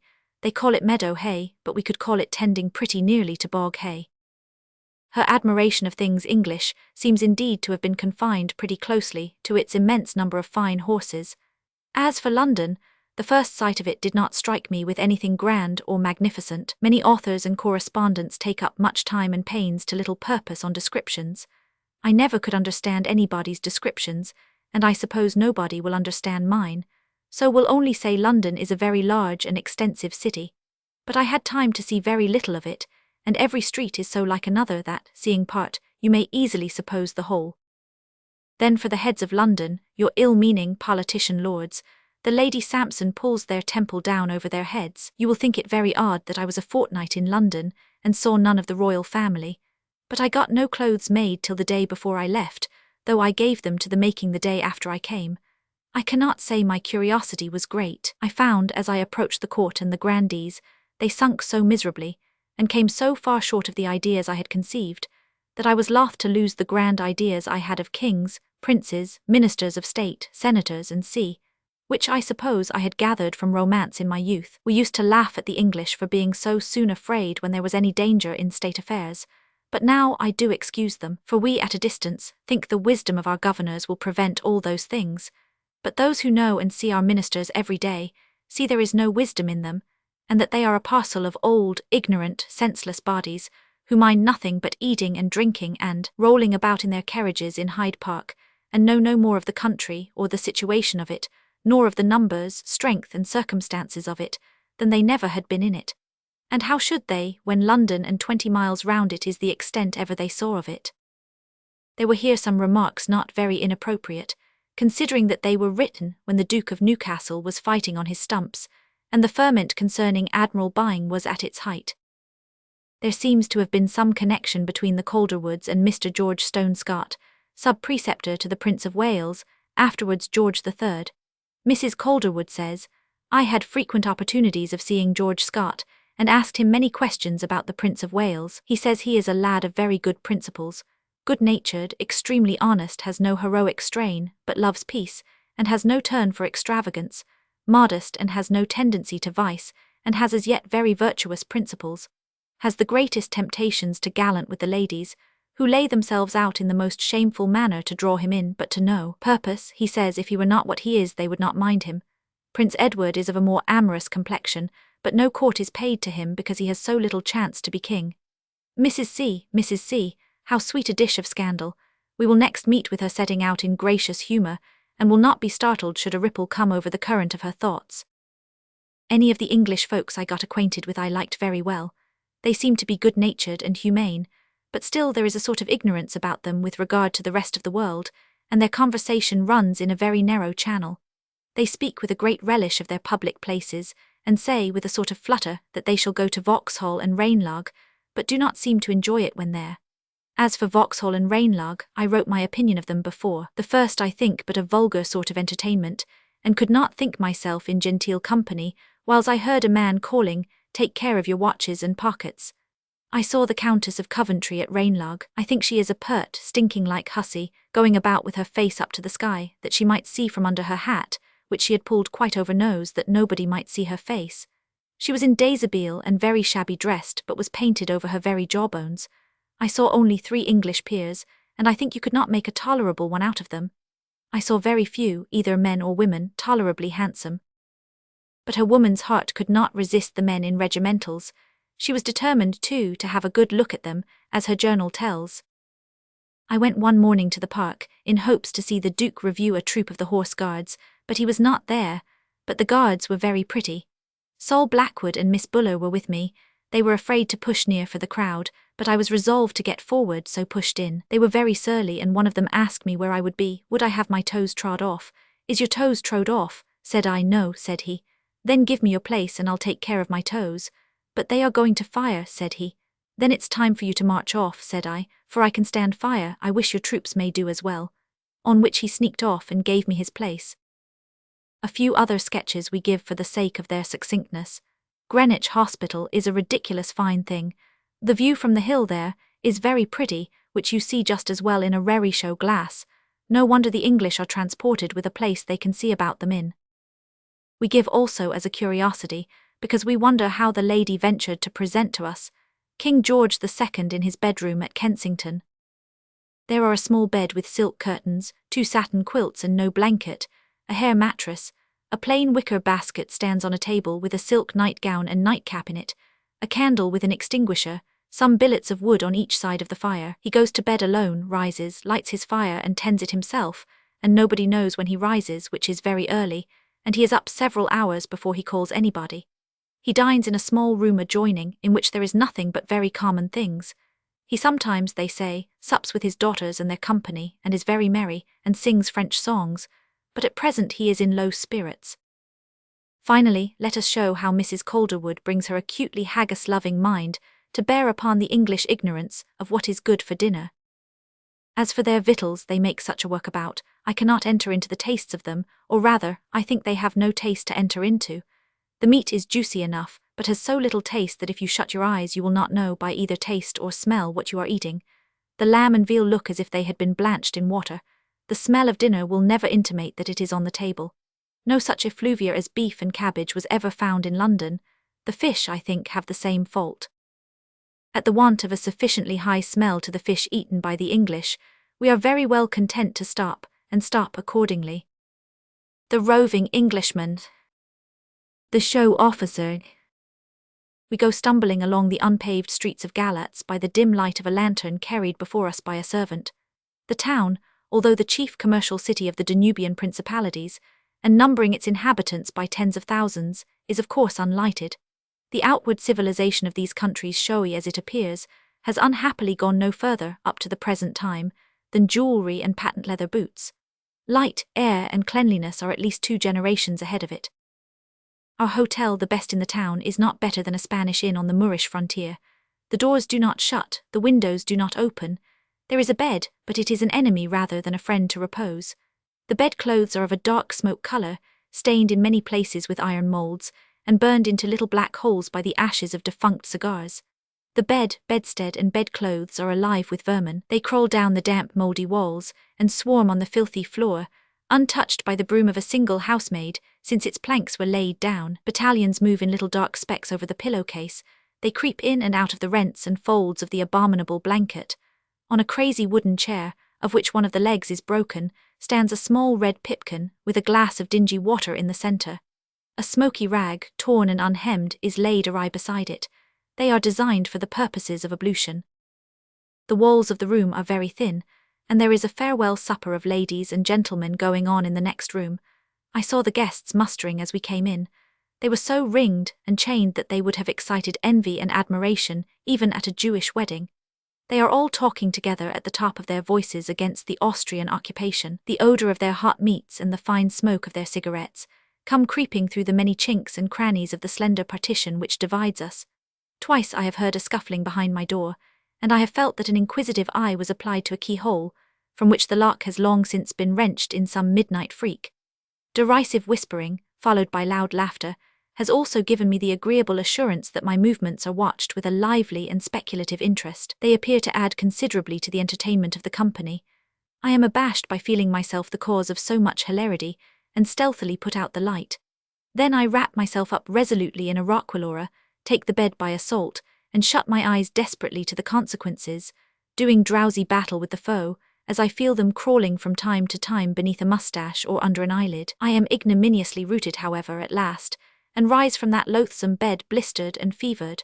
The screaming and shouting in the next room has by this time grown demoniacal. My friends are evidently making a night of it, so I begin to wonder whether the talisman of a ducat will not induce a waiter and a lantern to go with me to the steamboat. I may pace the deck till morning, if I cannot sleep. For the Galatz hotel keepers have I know protested against passengers being allowed berths on board the vessels when in port. The silver spell succeeds. A sooty little fellow like a chimney sweep agrees to accompany me, and we go scuffling among rat holes, open sewers, sleeping vagabonds, and scampering cats down to the quagmire by the waterside, and scrambling over bales of goods, and a confused labyrinth of chains and cordage, gain the deck of the good ship Ferdinand. A cigar, a joke, and a dollar overcomes the steward's scruples about a berth, and I wake next morning to the rattling sound of the paddle wheels. The boat is very full. It is as difficult to get at the wash-hand basins as to fight one's way to the bell of a ballroom. I pounce on one at last, however, by an adroit flank movement, and prepare for a thoroughly British souse, when a young Wallachian, in full dress and diamond ear-rings, who has just been putting an amazing quantity of unguents on his hair, comes up and coolly commences cleaning his teeth beside me. He looks round with a bright good-natured smile when he has finished, and is plainly at a loss to understand the melancholy astonishment depicted in my countenance. The deck is crowded with a strange company. There are the carousing party who broke my rest last night. They glitter from head to foot with baubles and gewgaws, but the gentlemen are unwashed and unshorn, and it is well for the ladies that their rich silk and velvet dresses do not easily show the ravages of time and smoke. They are dressed in the last fashions of Holborn or the Palais Royal, and one of the dames, I learn, is a princess, with more ducats and peasants than she can count. She spends a great part of the day adorning herself in her cabin, the centre of an admiring crowd of tinselled gallants, who assist at her toilette, with compliments and with suggestions of a naivete quite surprising. Then there is a fat old Moldavian lady of the old school. She wears a black greatcoat lined with a pale fur and Wellington boots. Her head is swathed and bound up in many bandages. She wears thumb rings and smokes continually. Our passengers are indeed of the most motley character, for we have quitted the excellent boats of the Danube Company, and are now on board a vessel belonging to the Austrian Lloyds, very inferior in size and accommodation, although built for going to sea.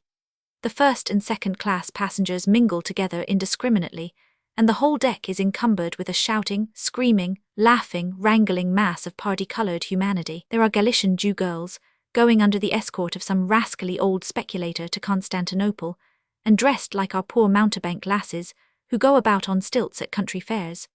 They are a bright-eyed, kindly race of gypsies and good-natured termagants, with a smile and a saucy word for everybody. Watching them with great contempt is a German professor, who has indiscreetly shaved the small hairs from the point of his nose till he has quite a beard on it. There is a long Austrian officer in a short cavalry cloak, who looks not unlike a stork, and there is a small Austrian officer in a long infantry greatcoat, who domineers over him, and is evidently his superior. They are an odd pair, and pace the deck together with a military dignity and precision quite comical.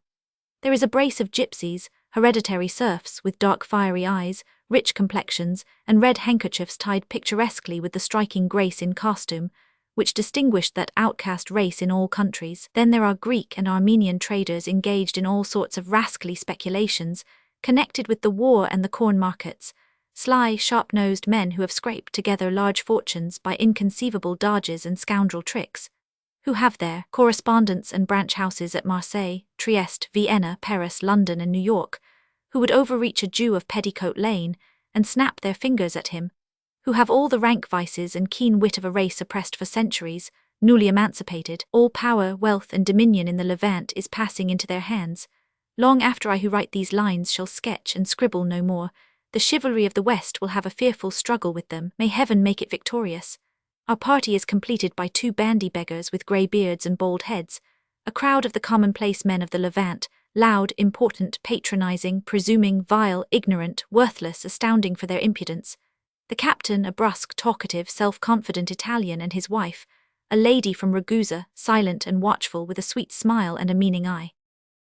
We get under way betimes in the morning, for below Galatz, ships are only allowed to navigate the Danube between daylight and dark, so that in these shortening days they must make the most of it. The noble river is crowded with vessels, and now and then we meet a valuable raft of timber for ships' masts floating downwards. This will be stopped by the Russians, to the cruel injury of trade. I learn from an Armenian merchant on board that a mast such as would sell for £50 at Constantinople may be here bought for £5 or less, so that there will be some grand speculations in timber whenever peace is declared. At Teeskedel, just below Ismail, we come to anchor, and after a short delay, a trim little boat shoots smartly out from the Bessarabian shore towards us. It is pulled by 6 rowers, in the peculiar grey greatcoats and black leather cross-belts which distinguish Russian soldiers. At the helm is a 7th soldier decorated with a brass badge and some medal of merit. At the prow stands an 8th. In the seat of honour sits the officer empowered to examine our passports and to ascertain that our ship carries no military stores or contraband of war.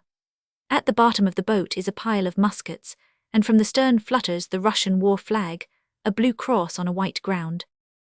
The trim little boat is soon hooked on to our side, and the officer steps lightly and gracefully on deck. He is a Pole, and though but 25 or 26 years old is already a major of Marines. I cannot help thinking also that he is a show officer. He is dressed within an inch of his life. His uniform would turn half the heads at Olmec, for it is really charming in its elegant propriety and good taste.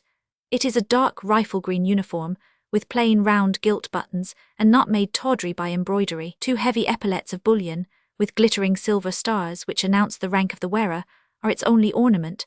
His boots might have been drawn through a ring, and look quite like kid gloves on his dainty little feet.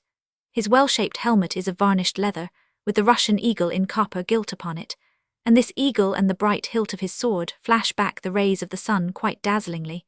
We, poor dingy, travel-stained passengers appear like slaves in the presence of a king before him.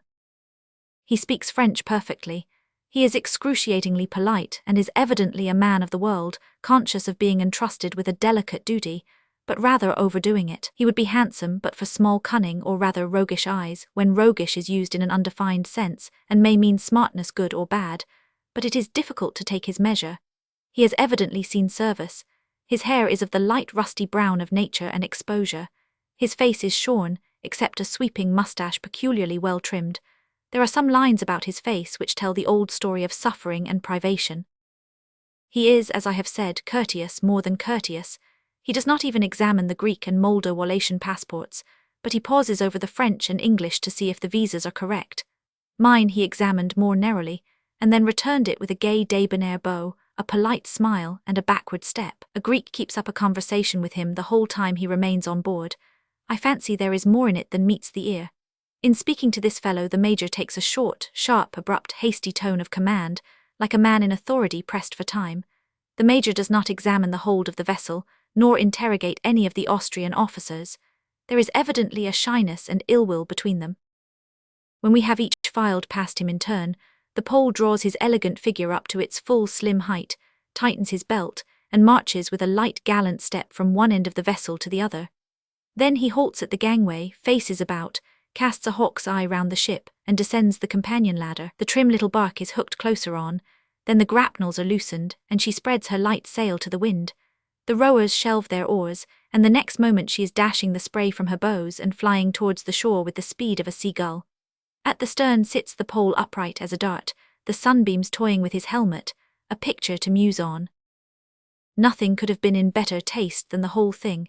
It might have served for a scene of an opera, or a chapter in a delightfully romantic peace novel. I confess I cannot help feeling something like a pitying tenderness for the smart cavalier, who may a few days hence be called away to the war, and return to his true love never, be mashed by a cannon shot, or blown into small pieces by a mine, His life's errand all unaccomplished, his bright life suddenly marred. I think, too, how strange and sad is the destiny which can make such a Pole take part in a cause which, if successful, will rivet the chains of his countrymen forever. And how he would meet his patriot countrymen who have joined the hostile ranks in hundreds for only one faint hope of freedom. Below Ismail the Danube was a perfect forest of masts, and we had some difficulty in steering our way through the maze of ships. The river is very narrow in many places. A child could easily throw a stone across it. The Turkish and Russian labourers in the fields on the Bulgarian and Bessarabian shores are within hail of each other, and every breeze blows waifs and strays across the narrow boundary. Turkish and Russian wildfowl, wiser than men, chat amicably together about their prospects for the winter, and call blithely to each other from shore to shore among the reeds. The character of the country on both sides of the river is very much the same, flat and uninteresting. Now and then, however, a charming little valley opens among woods and waters in the distance, and here and there rises a solitary guard-house, or a few fishermen burrow among rocks and caverns. 30 hours after our departure from Galatz, we steam into the crowded port of Sulina, where 1,000 sail are wind-bound.